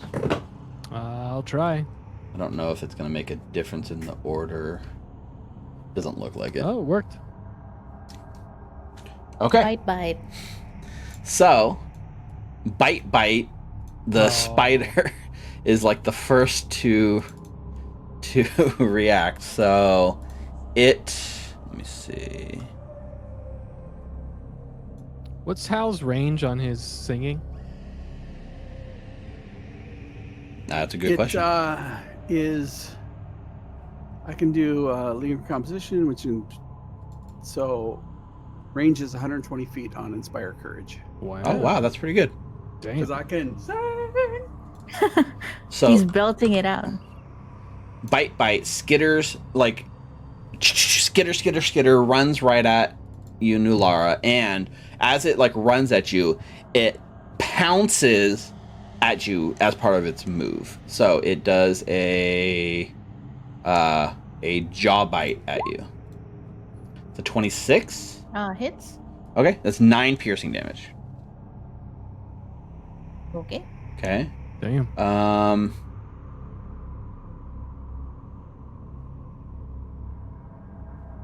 And then its second one is going to, I guess it's going to make a second jaw attack. It's a 13. Misses. Okay, and then its last one, it's biting at you, and then it uses one of its like long like legs, kind of reach around, and it's going to do a claw attack with this third one.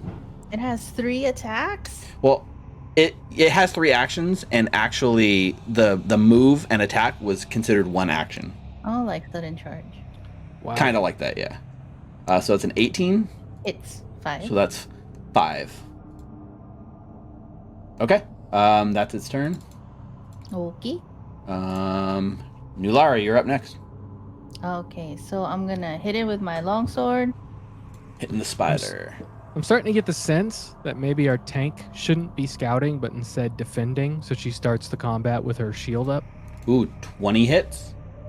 That's 10 damage. Okay, you Dang. slash into this like this little like spidery thing, and yeah, it's bloodied in 1 strike, but it's still What? up.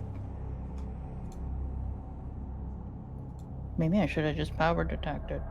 Okay, I'm gonna raise my shield and take a step back. Okay. That's the end of my turn. Perfect. Aurelia. Okay, so Aurelia's gonna take a step over here, and then she's gonna target this space over here with her Alchemist Fire. You're just throwing it at a space? Yes, sir. Which space? Damn, there's 4 in there.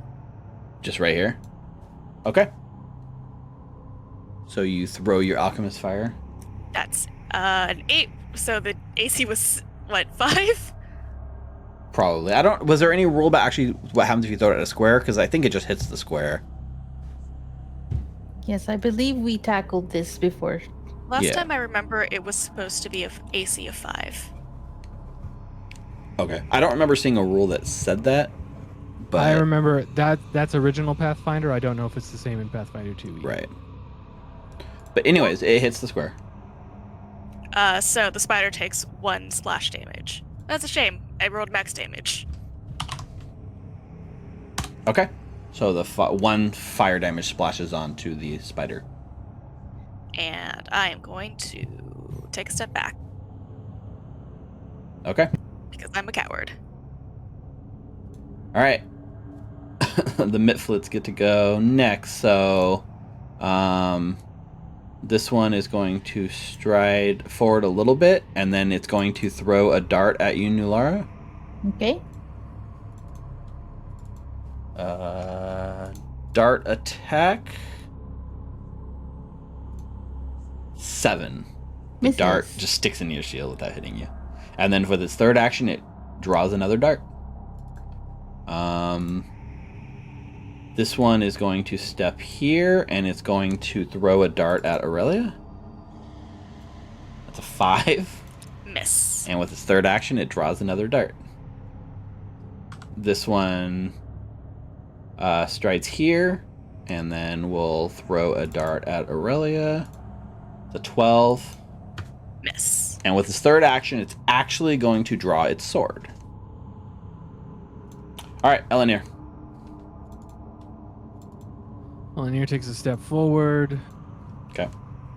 And with his last spell of the day, casts Soothe on Nolara. Oh, bless. Thank you. Yep. So you're up to 17, and that's all he can do. Okay. Because that's 2 actions, and there was the step to move forward. Yep. So back here in the room, this boss, he's just like confused. He's like, what? He's speaking in common. It's like kind of like broken common or whatever, but it's like still common. Like he can speak the language. It's not his first language. And he's basically like, how did stupid humans figure out to stop me before I actually attacked Otari? And he like has his blow. He's got his trident in one hand and his blowgun in the other hand, and he shoots his blow dart gun at you, Nulara. Okay. So, it's a 23. Hits, but I can shield block it. Right. So shield block do- reduces it from 1 Hold on. damage to 0. You can only shield block once, right? Per round? Oh, Yeah. wait. Yeah, you're right. Sorry. Do you I want to forgot. save that for the spider that Yeah, does like yeah. 13 points of damage? Yeah. Just sorry.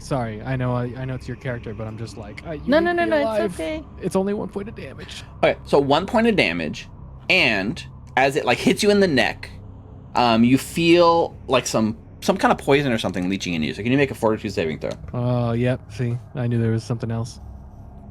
Hero Fail. point. Okay, yeah, use that hero point. 22, There perfect. it That's a is. success. There it is. So you feel the poison, and it's about to affect you, and you dig in deep for that extra moment of like hero-ness and push the poison out. It does not affect you. And with his third action, he takes cover behind his throne. He's using his throne to take cover. All right, Hal.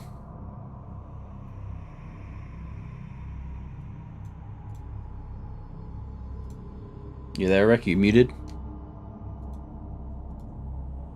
Yes, sir. Okay. I need push to talk with my feet. A That pedal. would be amazing. Yep. So I start doing my lingering composition. Right? Okay. And I will cast, or I will do the song Inspire Courage. So let me make a performance check. Okay. DC. Okay, so that's a failure. So I think it doesn't use your focus point. Not a crit fail. So your lingering All constitution right. does not go off. So this Inspire Courage will only last 1 round. Okay. And then I will take out my sling and put away my loot. You drop the loot and it hangs on your sash or whatever. And what are you attacking? Yeah, I would. I think. I would move up to right here. Well, that would be your third action then. Well, instead of moving to the corner. Oh, did you move? I didn't even see you. Okay. Yeah, I moved over. Oh yeah, because your constitution is only a 1 action thing, right? Your Inspire Courage. Perfect. Correct. I thought it was a 2. Free action for the lingering composition, and then a 1 action Yep. for the song. So I would move. I think I would know that 3 sessions in. And I want to. Can I see this guy here? You can, yeah. I mean, he's got like a got circumstance cover. bonus through your allies, Yeah. but you could shoot at him. I would do that with my sling. Oh Go my for it. God. Sling, Oh my sling. God. Oh no. No. Oh. 13 is gonna miss. And that is my turn. No hero point for the natural 20. That's what happens every time you're here in this room. Oh, this is the last combat. Okay, I will. Oh, okay. I will do it. Last 2 times you got a natural 20. So let's Let's see. if there is a dice god. Oh. Well, not a natural 20, but Aw. does hit. So Yay! 4 damage. Doesn't kill it, but definitely hits the spider. Oh. Very good. That's my turn. Thanks. Perfect. All Great right. turn. Great turn. Bite, which is its name. First action is going to be to jaw bite against Nolara. You still have your shield up. It's an 11. So it's a miss. Oh, max damage too. Its second action is going to be to basically skitter away, like take a stride action, which you could provoke an opportunity attack if you'd like to take it. yes. Go for it.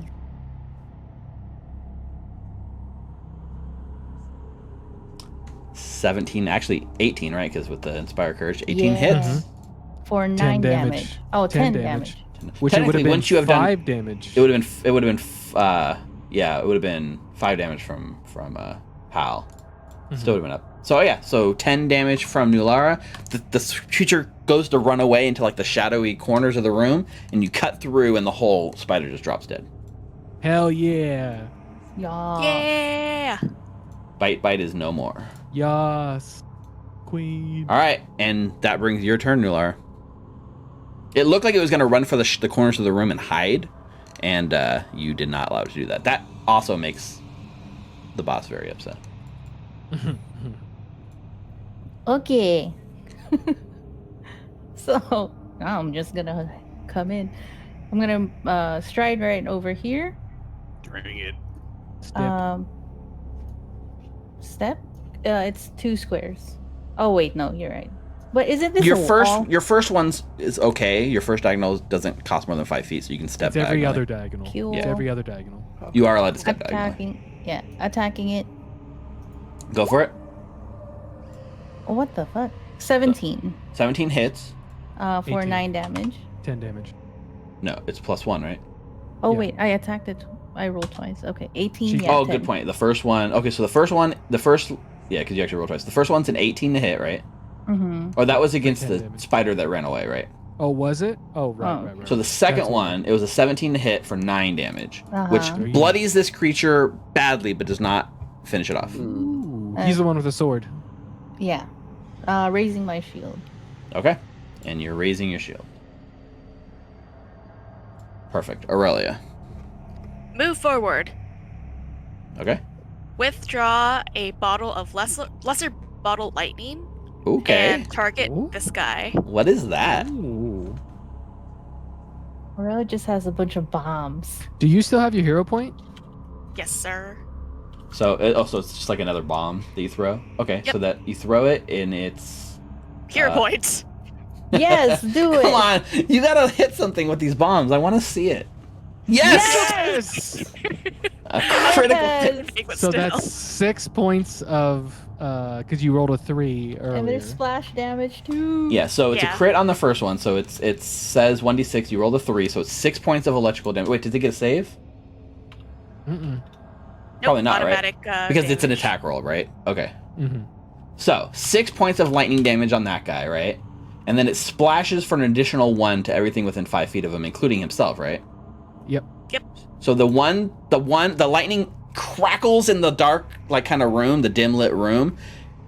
This one that you're fighting against, Nulara, the lightning zaps it and kills it.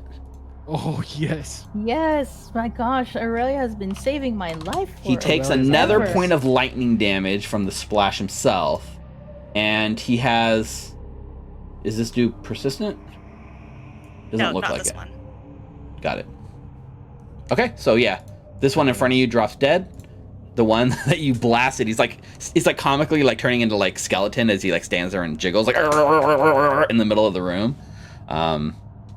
Yeah. Was that all 3? Nice. Oh, actually, Yep. it might even take an extra damage because you're inspired courage, right? Yes. Yes. Maybe Oh. it should, right? I don't Yes. know, but I Yes. won't argue. I'm saying yes until I hear Yes. otherwise. Yeah. Yeah. Plus with Status bonus, attack rolls, damage rolls. Yeah, it's a damage roll. It's no different than shooting a crossbow or anything. It's a damage roll, so it So doesn't. that The means flat if it's persist. 4. The one turns into splash doesn't actually get boosted because it's not a roll, but like the roll that you did would definitely get. So it actually would take, because it crit. It actually, yeah, 8. It'd be 8. it's 8 and then the one splash, so it took 9 damage.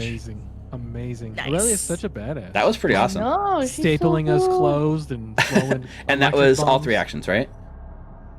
Yep. Okay. He's like just chilling over there. Wait, throwing it is 1 action or 2 actions? One. One. Drawing its 1, Okay. throwing its 1, and the Ah, move. Right. Yeah. Right. You got to get that quick alchemy feat that lets you draw it and throw in the same. Yeah. For Yeah, sure. that'd be cool.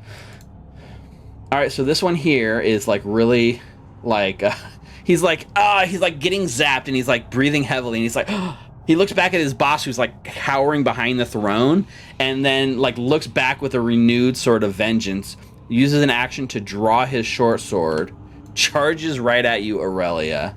So But does this- he drop his dart with a free action? Well, he has 2 hands, so one hand has a Are dart, you one sure? hand has a sword. The He's- character only has 1 arm. He doesn't have a shield or anything, so he has a free hand. Ah, nice. And then he has an ability here called Vengeful Anger.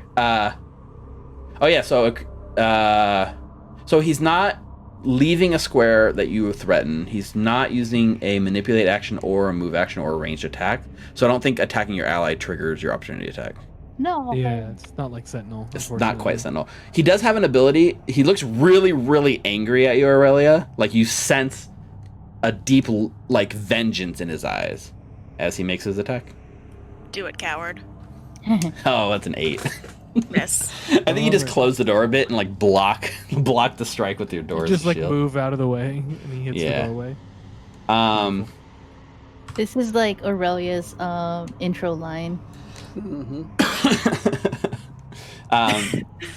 And then shot. this other Take a one here shot. strides forward, like draws his sword to strides forward to you, and then he doesn't look quite as vengeful yet because he has full health, but he does attack you, Nular, Okay. with his 3rd action. That's also an 8. Is this? All right, Elenir. Rolling 9s. All right, I'm gonna take 2 attacks because that's all I've got left. They have a -1 on their attack roll. What? Is that right? Yeah, because of low strength. That's something I ran into. It's silly, but that is the case. They do have a -1 to their Yeah. attack roll. They're better That's at throwing why- darts. That's Interesting. why your boy doesn't carry a melee weapon. All Yeah. right. Yeah, I'm gonna shoot. They both. Which one looks more hurt? This one on this side is bloodied. This one All right, doesn't. I'm gonna try and shoot the bloodied one. Sure. Go ahead. Have I used my hero point? I don't think I have. I don't think so. I don't Not think so. yet, no. Right. I don't think I've ever used the hero point. You used True Strike, but you didn't use the hero point. Does that hit? Hero point. 14 for 5. Oh, 15. That's right, because of Inspire Courage. 15 hits. For 5. Yes. Yay. The difference between Inspiring Courage and non-Inspiring Courage. That finishes it off. Oh, what? Wow. It feels good to kill something. All right, second attack Don't stand. Don't stand. at this one. Yep. Don't stand so close to my friends. Wow. Ooh, that's Wow. critical I miss. rolled a natural 1. Hero boy. Hero point? Yeah, I'll use my hero point. Yes.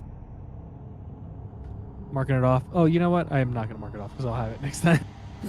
Just leave it at 1 for next session. All right, here we go.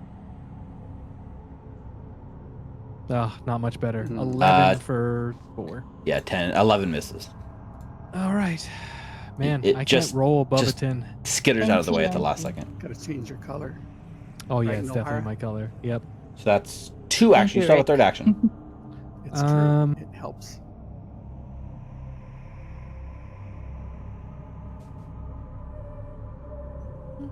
I'm gonna give.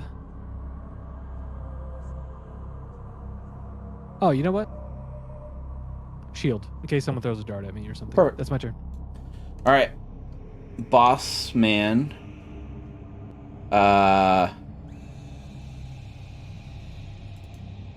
He's poking his head around. He kind of pokes his head around the other side of the throne, and he's going to shoot another dart at Nulara. Ooh, Okay. little circumstance bonus. Possibly, but she has her shield raised anyway, so That's true. it's a 2 circumstance bonus Cancels out, regardless. Yep. Yep. Yeah. So blowguns. Ooh, a 28. Holy Oh, shit. It's boy. not a crit because your shield is raised. Luckily. That's amazing. For So, 2. One. You might- you take might 1 wanna piercing block damage. it because Yeah, remember the I poison. will. I will. I am. Like we don't know what that poison does. I don't want to find out. Yep, and you go ahead and you catch the dart this time. It goes in your shield, and you don't have to make any saves because the poison Yeah. doesn't actually contact you. Instead of attacking with your longsword, just take the dart out and shove it in the misfit in front of you. I'm just- He's going to. I guess his next one will be to do another blow done attack. Does he need 12. to reload it? I don't No, misses. think there's no reload on a blow dart. Okay. It doesn't have the reload trait as far as I can see. And then its third action is to take cover behind the throne again. Hal. Inspire Courage is dropped All right. off. I will reload my sling. Oh, blowgun does have reload 1, so he does spend his instead of attacking, he has to spend an action reloading it. Okay. Good to know. Always good to check. So we don't have the +1 anymore, right? It falls off. It might last until the end of Hal's turn, but it's not going to last until your turn unless he does it again. Yep. Okay. So he's out of range for my sling. So I will drop my sling and pick up my guitar and do another. I thought it was a loot. It is a loop. I just wanted to say guitar. Guitars are great. Silas appreciates I know. it. I just Oh yeah. being difficult. And I will do another lingering composition. Okay.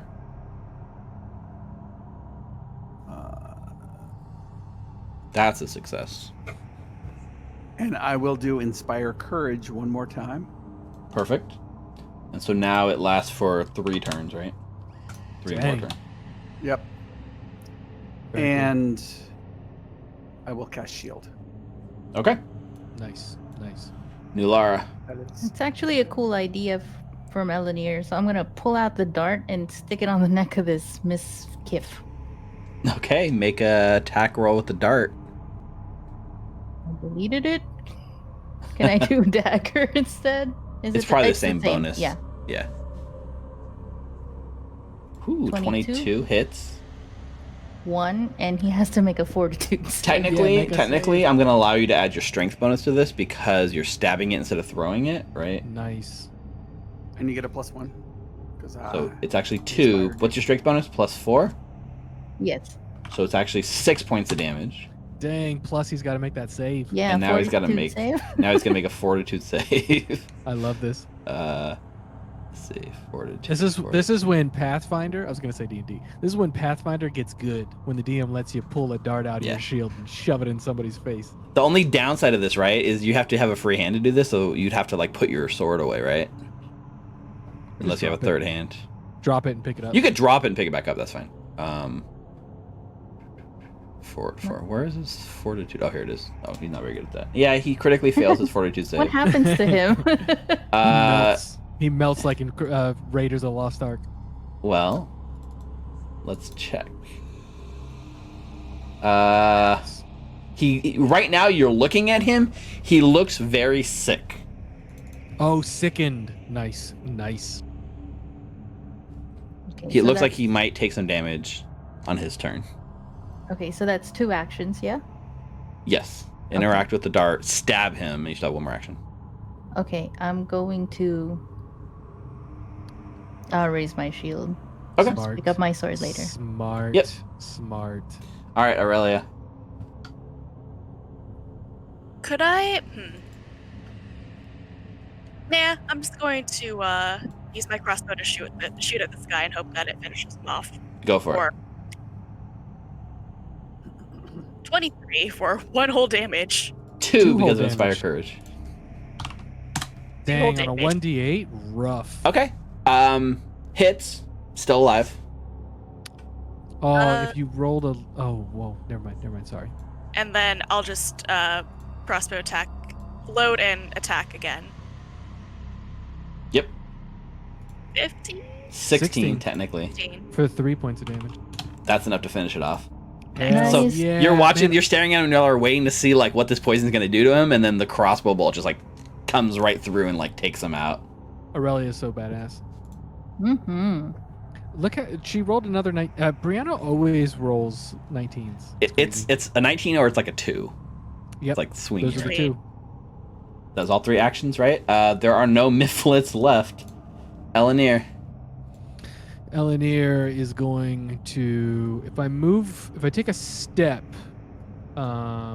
this fellow did not take cover. He because did. He was reloading. No, he reloaded, remember? He had to. Well, I had to back off the attack because he couldn't get the second attack because it had the reload 1 trait. So he reloaded instead of attacking. Yeah, he would have took to because cover with he his last couldn't have it. action? He would have attacked, reloaded, and taken cover, or reloaded because he would have reloaded. He would have reloaded, attacked, and then taken cover. So Okay. he does have a 2 circumstance bonus behind the throne. All right, so does he have the same bonus whether or not I'm standing here or here? Yes. Or does it change? Okay, then I'm not going to take a step. Yeah, of that dichotomy. because going through an ally is a 1 circumstance bonus, and he's Right. also got a He already circumstance has bonus from the cover, so it doesn't Makes give him sense. extra cover. They don't stack. Cool. 12 misses. It just hits the like mud throne. How about a 17? It's technically an 18, right? 18. Nice for a second 18 attack. is just enough to hit him. Oh, for 6. Nice. So Woo! you like, he's His like, butt- it his hits the butt boss. is sticking out behind the throne. Like he thinks he's good, but his butt is barely sticking Yes. out, and I shoot him right in the butt. Like, and you hear him like yelp in pain as your arrow drives into his butt. You got an arrow in the butt. Mhm. Last action, Butt is a funny word. Yes. hero. Okay. Shield. Shield again. All right. You could tell Nulara's a little tired, but it's a funny word. Their butt. Okay. I know, right? So he gets to have his turn. He looks out from the throne and he actually angrily throws his trident at you, Nulara. Hell yeah. Hell yeah. Okay. I have my Nulara gets a shield up. trident. Yes. I think Nulara has the feat trident snaring, so I think this will be okay. 11. He rolled Misses. a 2 plus 9. He rolled a natural 2. So the trident Does just he like have a hero point? he does not. And his second action is to take cover, and his third action is to like plead with you guys that he. So what he said, please, I give up. I don't kill Boss Scrang. I'll be your friend. And then Hal, it's your turn. Okay. For what it's worth, he seems to be like genuine. Like you guys have like a passive sort of bullshit detector, and it doesn't seem to trigger that. Well, yeah, we just Rolled killed all those stride people. twice. And I'll cast shield. Okay. 2 more turns of Inspire Courage. Nular, Actually, move up. you gonna move in more? Yeah. Okay. So he's pleading for his life, right? He threw his trident at you, saw it missed, and now he's pleading for his life from behind his mud throne.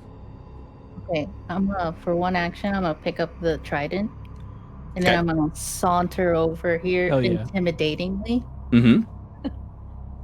You walk right around the cover, so like you can like see right over the top of this mud throne from your angle. He looks pathetic. Get up. Stop it. My friends are gonna come in. If you try anything, I'm gonna hit you. And then that's my turn.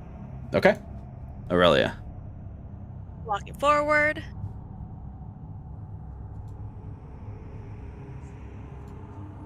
You should really listen to the lady. She does mean what she says. And that's my turn. Elenir.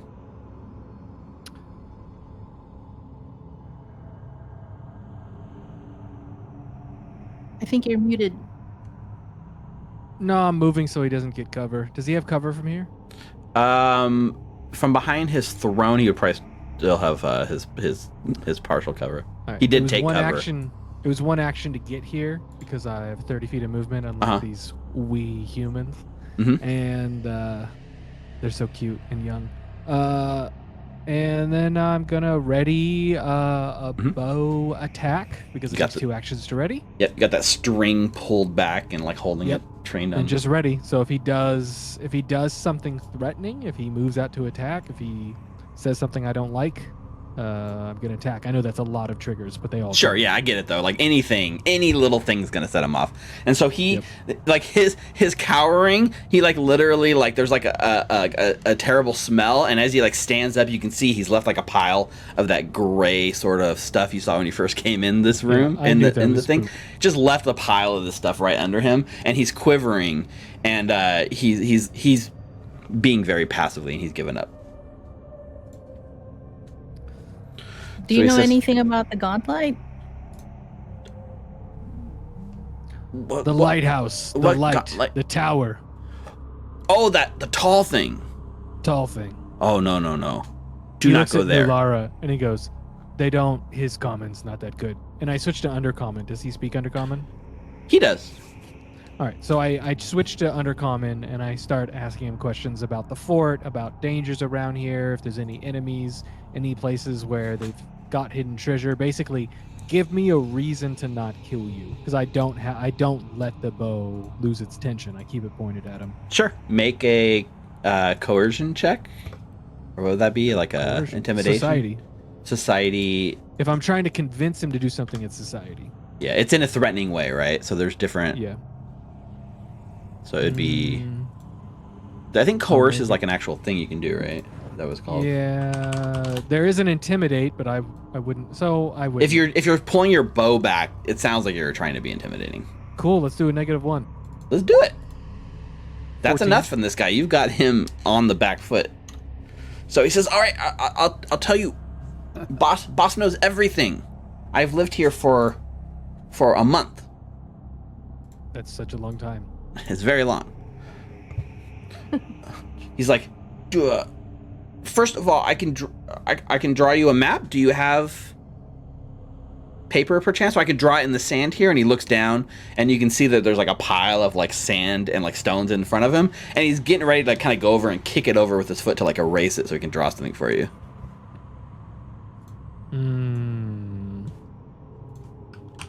Do we have extra paper? I don't want him to use my paper. I think as he goes to do this, you get like in like pretty much all of you, there's like the sense that he's trying to like cover up what's there before you take a closer look. Well, all right, I stop him. He did not roll very high in his deception. Yeah. What's on the ground? And then I point towards this wall right Uh-huh. here. Is there anything on this wall? Not so much. It's this room was like divided into smaller rooms once upon a time, but all that wood's like since gone. So it's there's like vines going up it and mud and like leftover graffiti from like the hundreds of years it's been left here. All right, then I motion him over to me and I hand him a piece of chalk, which I have with me for dungeoneering purposes. Uh-huh. And I tell him to draw his map on the wall. And then I look at Nulara and Aurelia and Hal. And as I cover him to make sure he doesn't run away or something, I ask them to take a look at the floor. Okay, so this is what he spends his time drawing on the wall.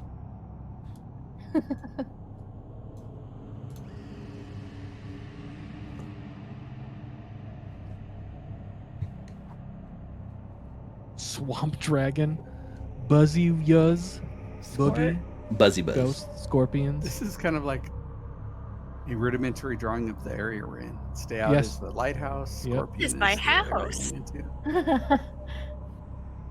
Yeah, as you kind of look at this, it seems to line up pretty well with, you know, what you guys have discovered about the Gauntlet so far. Can I look And at when the he's done with that, files? he actually moves over on the wall and he starts drawing a second drawing on the wall next to it.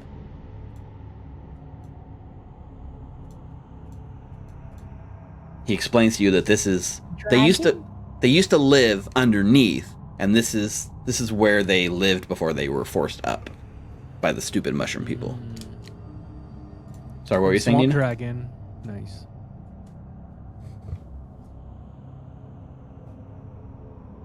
Nina, what you're saying? Were you saying something, Nina?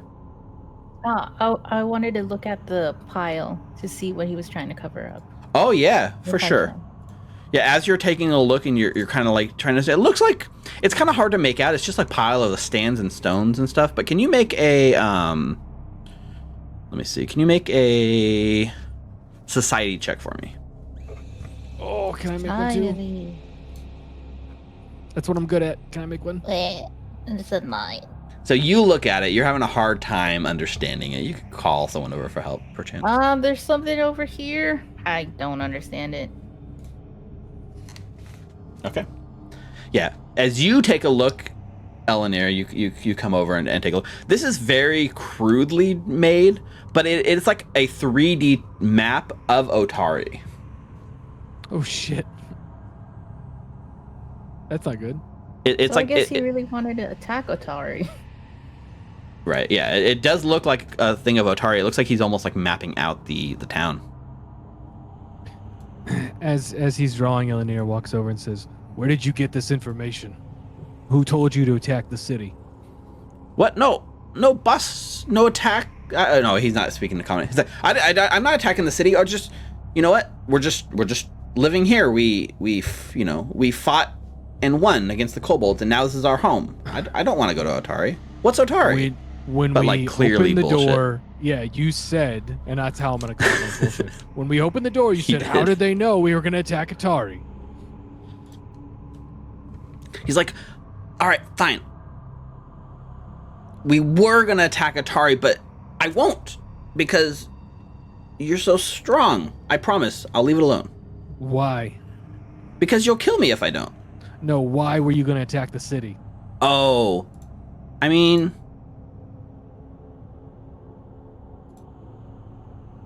it just seemed like the thing to do. The humans, the stinky humans, you know, we don't like them. We don't want to stay here. It's this place is scary and haunted. We need a new home. So we're looking to take over a nicer place to live. You've seen this place, I'm sure. Full of ghosts. We need Is there anything to check to see if he's lying? Like, what skill would that be? And I'd be asking for help from the group too when they're not looking at the thing. Well, like, if something lies to you, they make like a deception check against your passive sort of DC. Right. So if he lied and failed, I would tell you that it sets off your bullshit detector. right. If you then uncover some kind of evidence that would prove that he's lying, then you can make a new roll. But in this case, it doesn't seem like he's lying. Did someone tell you to attack the city? No one told us to attack the city. We not proud of it, and now that I'm the last of my kind, I guess I won't be rebuilding my society. But we lived a happy life. We lived one level down. Happy enough to stay there, stay to ourselves. I know occasionally pick off a straggler that comes through, but the mushroom people, those are the real enemies. They live down there right now. They took over our home. maybe boss makes a deal. Where's your treasure? Ah, that's what we call leverage. Well, first of all, he says, boss, I hid my treasure secret place so no one else will find it. If you will drive out the mushroom people, I will give you lots of gems.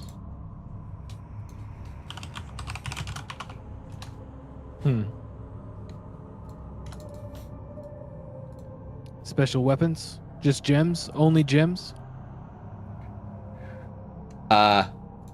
Yes, but as he's saying this, it's setting off your bullshit detector. Which part exactly? Mostly the part about the gems. You don't think he really has anything. Yeah, I imagine the rest of you are probably like turning over, like you guys talk about like checking the room and stuff like that. Yeah, I mean there's a mud throne here that looks very hastily put together. But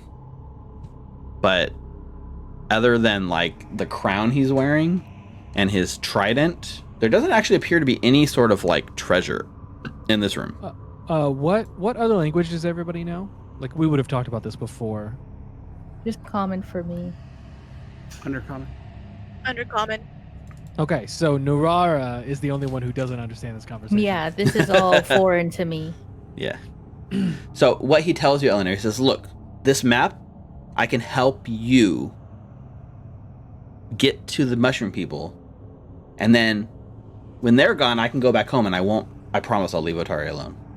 Give me the crown. But this is what makes me king. Eleanor is the captain now. Yeah, look at me. Look at me. Give me Look the at crown. me. He begrudgingly like takes this like crown off his head and like hands it over to you. I take a step back and then I look at the rest of the group and in common I say, we don't need him anymore. Did you get what you needed? Yeah, we have the information we need. Step away from the chalk drawings. Well, he says I can. Oh, okay. And then he does back away. Nope. Too far. Thanks for the trident. We don't need him anymore. What do we do with him? You could just leave me here until you clear my home. Yeah, leave you here until you find a way to come stab us in the back when we least expect it. Maybe we should ask him about what's down there and what's below that and what's below that and what he's seen in the secret doors. I don't want that to he take him knows. everywhere. And Yeah, then wait a make minute. him be a scout. I don't trust them for that. Can you ask? Also, how you many guys more of them are here? you guys get 140 experience, by the way, for that fight. Oh hell yeah. So I wanted to say that before I forgot. 450. All right. He like has almost like actual sadness in his eyes when he tells you that like you've killed all of them. He's the last one, and he doesn't seem to be lying. All right. Give him. He does point out. He kind of like says like very slowly, like, "Can I show you on the map?" And he kind of wants to walk over to the first map he drew. Okay. Yeah. I ready my bow in case he tries to erase it. No, yeah. He kind of points to where like the scorpion spot is, and he says like, you know, Scorpion is my pet. And he points over to where it says like Buzzy Buzz, and he says, Buzzy Buzz is also our pet. We raise them. Well, we capture them and train them. All right. I'm going to look at the group. Do you mind? I don't trust them as a scout, though. I mean, how about this? We'll let you go if you use the Buzzy Buzz and the Scorpions to help us kill the ghosts. You help us kill the ghosts, and we let you go free. You don't get to stay here, but you get to leave. Which he's like, oh, which ghosts? I point at the map. Ghosts. Ghosts or bogey? Or bloody bogey. How about all of the above? You help us clear out this top floor, and we let you leave with your life.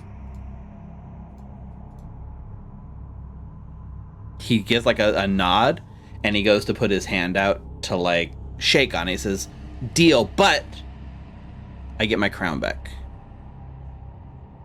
I'm not shaking your hand, but here's your stupid crown back. Do you throw it on the floor so he has to like scuttle for it? Or do you No. actually hand it to him? No. He says, if we come to an agreement, I'll treat you with respect unless you give me a reason not to. But otherwise, you mean nothing to me. Okay. Here's your crown. Yeah, he nods and he agrees, like, okay, we'll use, well, Scorpion Scorpion to kill. will be good. Ghosts. Buzzy Buzz doesn't like to listen very much, so if we open the door, Buzzy Buzz might fly away. I can try, but we keep him locked up for a reason. Oh, So is let's- that where Squish Squish came from? Squishy. Oh yeah, Squishy. We're trying to raise more Buzzy Buzzes. Okay. But Buzzy Buzz will fly away. So let's just use the Scorpion. All right. I look towards He the rest might of not the be group. happy. We keep him locked up. Well, But he'll listen to me. I hope so, because you're the one who's going to be in between it and us. Yep. And then I point towards my bow and my arrow, and I say, the moment we think you've betrayed us, this is going into your face. He kind of like looks wide-eyed and turns and looks at like the rest of you guys in this room. Just kind of And then like takes like a big gulp, like, and like nods, And like he understands. And then I walk up to him, and I pull the arrow out of his butt to make a point. Forgot about that. Yeah. So you yank it out. Yep. That's mine. Okay. So I'm going to look at the rest of the group and out of character say, so are we going back to town and then doing that, or do you guys want to use this fellow? I just feel like a lot of us used all of our spells and everything. You guys got a lot of I resources. prefer if we went back to town, to be honest. I'm covered in swamp piss and vomit. All right, then canonically, I'd like to like give him some rations and be like, look, stay here, we'll be back. Okay. He We have a nods, deal. agrees, takes your rations, although he sniffs at them. He doesn't seem very thrilled with it. But he's being diplomatic to save his own Hey, skin. There are We will worms in the find hole you. next door. And we will kill you. What were you saying about the hole? There are worms next door. That is our feeding pit. That's where we get most of our food. Yeah. So I guess you can eat from there. Just don't mind the, army of dead that we've left in our wake of your people. Well, they died protecting their boss, so they died a happy death. Hey, look at me. Look at me. I'm your boss now. You kind of are now. These things have a thing called self-loathing, which means they are really easy to coerce, demoralize, make things requests. They are like easy to push around. That's sad. Wow. All right. That's a hell of a way to end a session. Yeah, what a way to end tonight's session. So, how much experience are you guys up to now? 450. Yep. Yep. A little over halfway. And we're on our way to use the boss and his scorpion to fight off the the ghost that kicked your butt. Yep. That's pretty awesome. That's a good use of your diplomacy there. Yeah. Okay. So we fade out from there, leaving you guys. You guys are gonna head back to town, right? Mm-hmm. Okay. So the montage is like, or the kind of thing is like leaving him, and we cut to you guys like trekking back. It's only like 1 PM, and it's only a 20-minute walk back to town. So, yeah, you guys are headed back to town now from your sort of Long day's work. It's just a part-time job. You guys are only here like 4 hours. Yep. Long day. Good thing we're on salary. Yeah. All right, that's gonna do it for tonight's session, guys. Awesome. Thank you. We Thank y'all. we did a lot, right? We got in the lighthouse. We Yeah. found the keys. We almost died to ghosts. We made friends with the Mitflip boss. We committed genocide against all the rest of them. But you win some, you lose some. I like the idea of using them to fight back against the ghosts. Yep. Yeah, I could tell he was kind of like amenable, and I don't trust him to like scout for us, but I definitely trust him to be a meat shield. Also, I hope you appreciate the maps I made. No, those are cool. Those are very cool. I took the image of the actual layout and then I put like a layer over it and just tried to draw it crudely like I would imagine he would. Nice. It doesn't even line up perfectly, but that's perfect because that's how I wanted him to draw it. Mhm. But I wasn't sure if you guys were actually going to ever get them from him because he might have died before you even got a chance to talk, but I'm glad it went down that way because he does want to save his own butt for sure. Well, that's why I shot it. You literally shot him in the ass. All right. I think that's going to do it for tonight's session. Thanks to everyone that tuned in. We've almost explored most of the first level now, right? Because you got, based on his map, the only thing you guys haven't actually seen firsthand is like Buzzy Buzz and the Bogey. sort of the as bogeys as he calls them. Notice he wrote "keep out" on the lighthouse, which you know you didn't. And then Swamp Dragon. Yeah, Swamp Dragon. And then Swamp that leads to like, so that makes it look like from the first level, if we go through like maybe like a well or something, it goes into where the Swamp Dragon is on the lower level, because that same area and name continues onto the lower level map. Yeah, if he, you know, he would describe it like there's basically like a small cavern entrance that leads down to like a swampy sort of lair, and it lives in the lair. So But what is a dragon to a Mitflip, right? Like what yeah, is it really a dragon, or is it something else? Like maybe a big lizard. he calls it a swamp dragon. He I just bet it's says, an alligator. you know, he says it could be. That'd be funny. So anyways, anything else you guys want to call out on tonight's session, or say, like, you know, say bye? I guess we could do our sign off. So I'm DM Steve. We run this every Wednesday. If you are watching this on YouTube, hit the subscribe button. If you're watching this on Twitch, please click the button that follows us. We're trying to get a goal of 50. We're at 27 out of 50, so help us get to that 50. It'll help us so much. Thank you again, Paizo, for giving us a shout out, and thank you for every single person who tuned into this, especially if you made it all the way to the end of our video. That's how you know you're an extra big fan. So we love you.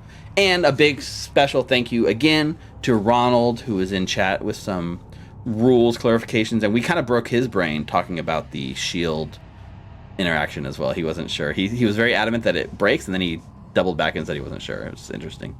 Yeah. So let's go around and sign off. Why don't we start with Jordan? Hey everybody, thanks for watching. You know, like, subscribe, comment, do all those fun things. I'm here to be a creepy witch man and be the boss of the Midfit dead people. Stan Luna, have a good week. Is that your goal? You can like be a cult leader now, right? Kinda. Yeah, yep. You just gotta starts breed with 'em. one. Yep. Well, Yeah. I just gotta, you know, genocide more peoples and then add them to my army. We'll talk options. Brianna. Good night, guys. Thanks, Steve, for running this game. Sure. Be safe, wear a mask, please, and have a good night. Bye. Rick. You need your. Steve, thanks for running the game. There you go. And I'm also streaming this on Hollowed RPG from the player's perspective. But please follow Steve and like, subscribe, etc. If you're into some 5e, we do 5e on Sundays with DM Steve and on Fridays with a plethora of DMs as they go through our games. This Friday we have the finale of this big arc where if they live, including Jordan. Mhm. Yay! Woo, lovely Wow. Oh my god, it's exciting. It's so exciting. We're leading an army against the ziggurat, and and deflecting people away from it with like a second army and going inside to kill the priest and this lizard man king. It's awesome. It's awesome. Definitely coming back on Friday if you want to check that out. Yeah, check that out on Hollowed RPG now. Is that what it's called? On Twitch? Yes, streaming. Now that we're streaming Pathfinder, it's no longer just D&D. Very cool. And that leaves us with Nina. Thank you for tuning in, guys. Thank you, Steve, for running the game. Mhm. Thank you, everyone, for carrying me tonight. I was pretty useless. Double No. mask, actually. There's new variants out there, and double masking really does help, and social distancing. So don't forget. When you say double mask, is backed up by the CDC. is it like a cloth mask and like a paper mask, or two paper masks? Like, is there two different levels of No, masks you go need to to do? the CDC website, you guys, and then read the regulations there. Also, Okay. a goiter, like those goiters, neck goiters, they're Just like not pulling masks. your shirt up over your face, Yeah, or wrapping no. your face in a bandana. And the masks Yeah. should go up the nose. Right. Up over the nose. Over the nose, yes. Yes, that doesn't help if you just leave your nose exposed. Awesome. Thank you for watching. And stick Yay. around. We'll be back next week on the 17th with the 4th episode of the Abomination Vaults. Take care, guys. We'll see you next time. Goodbye.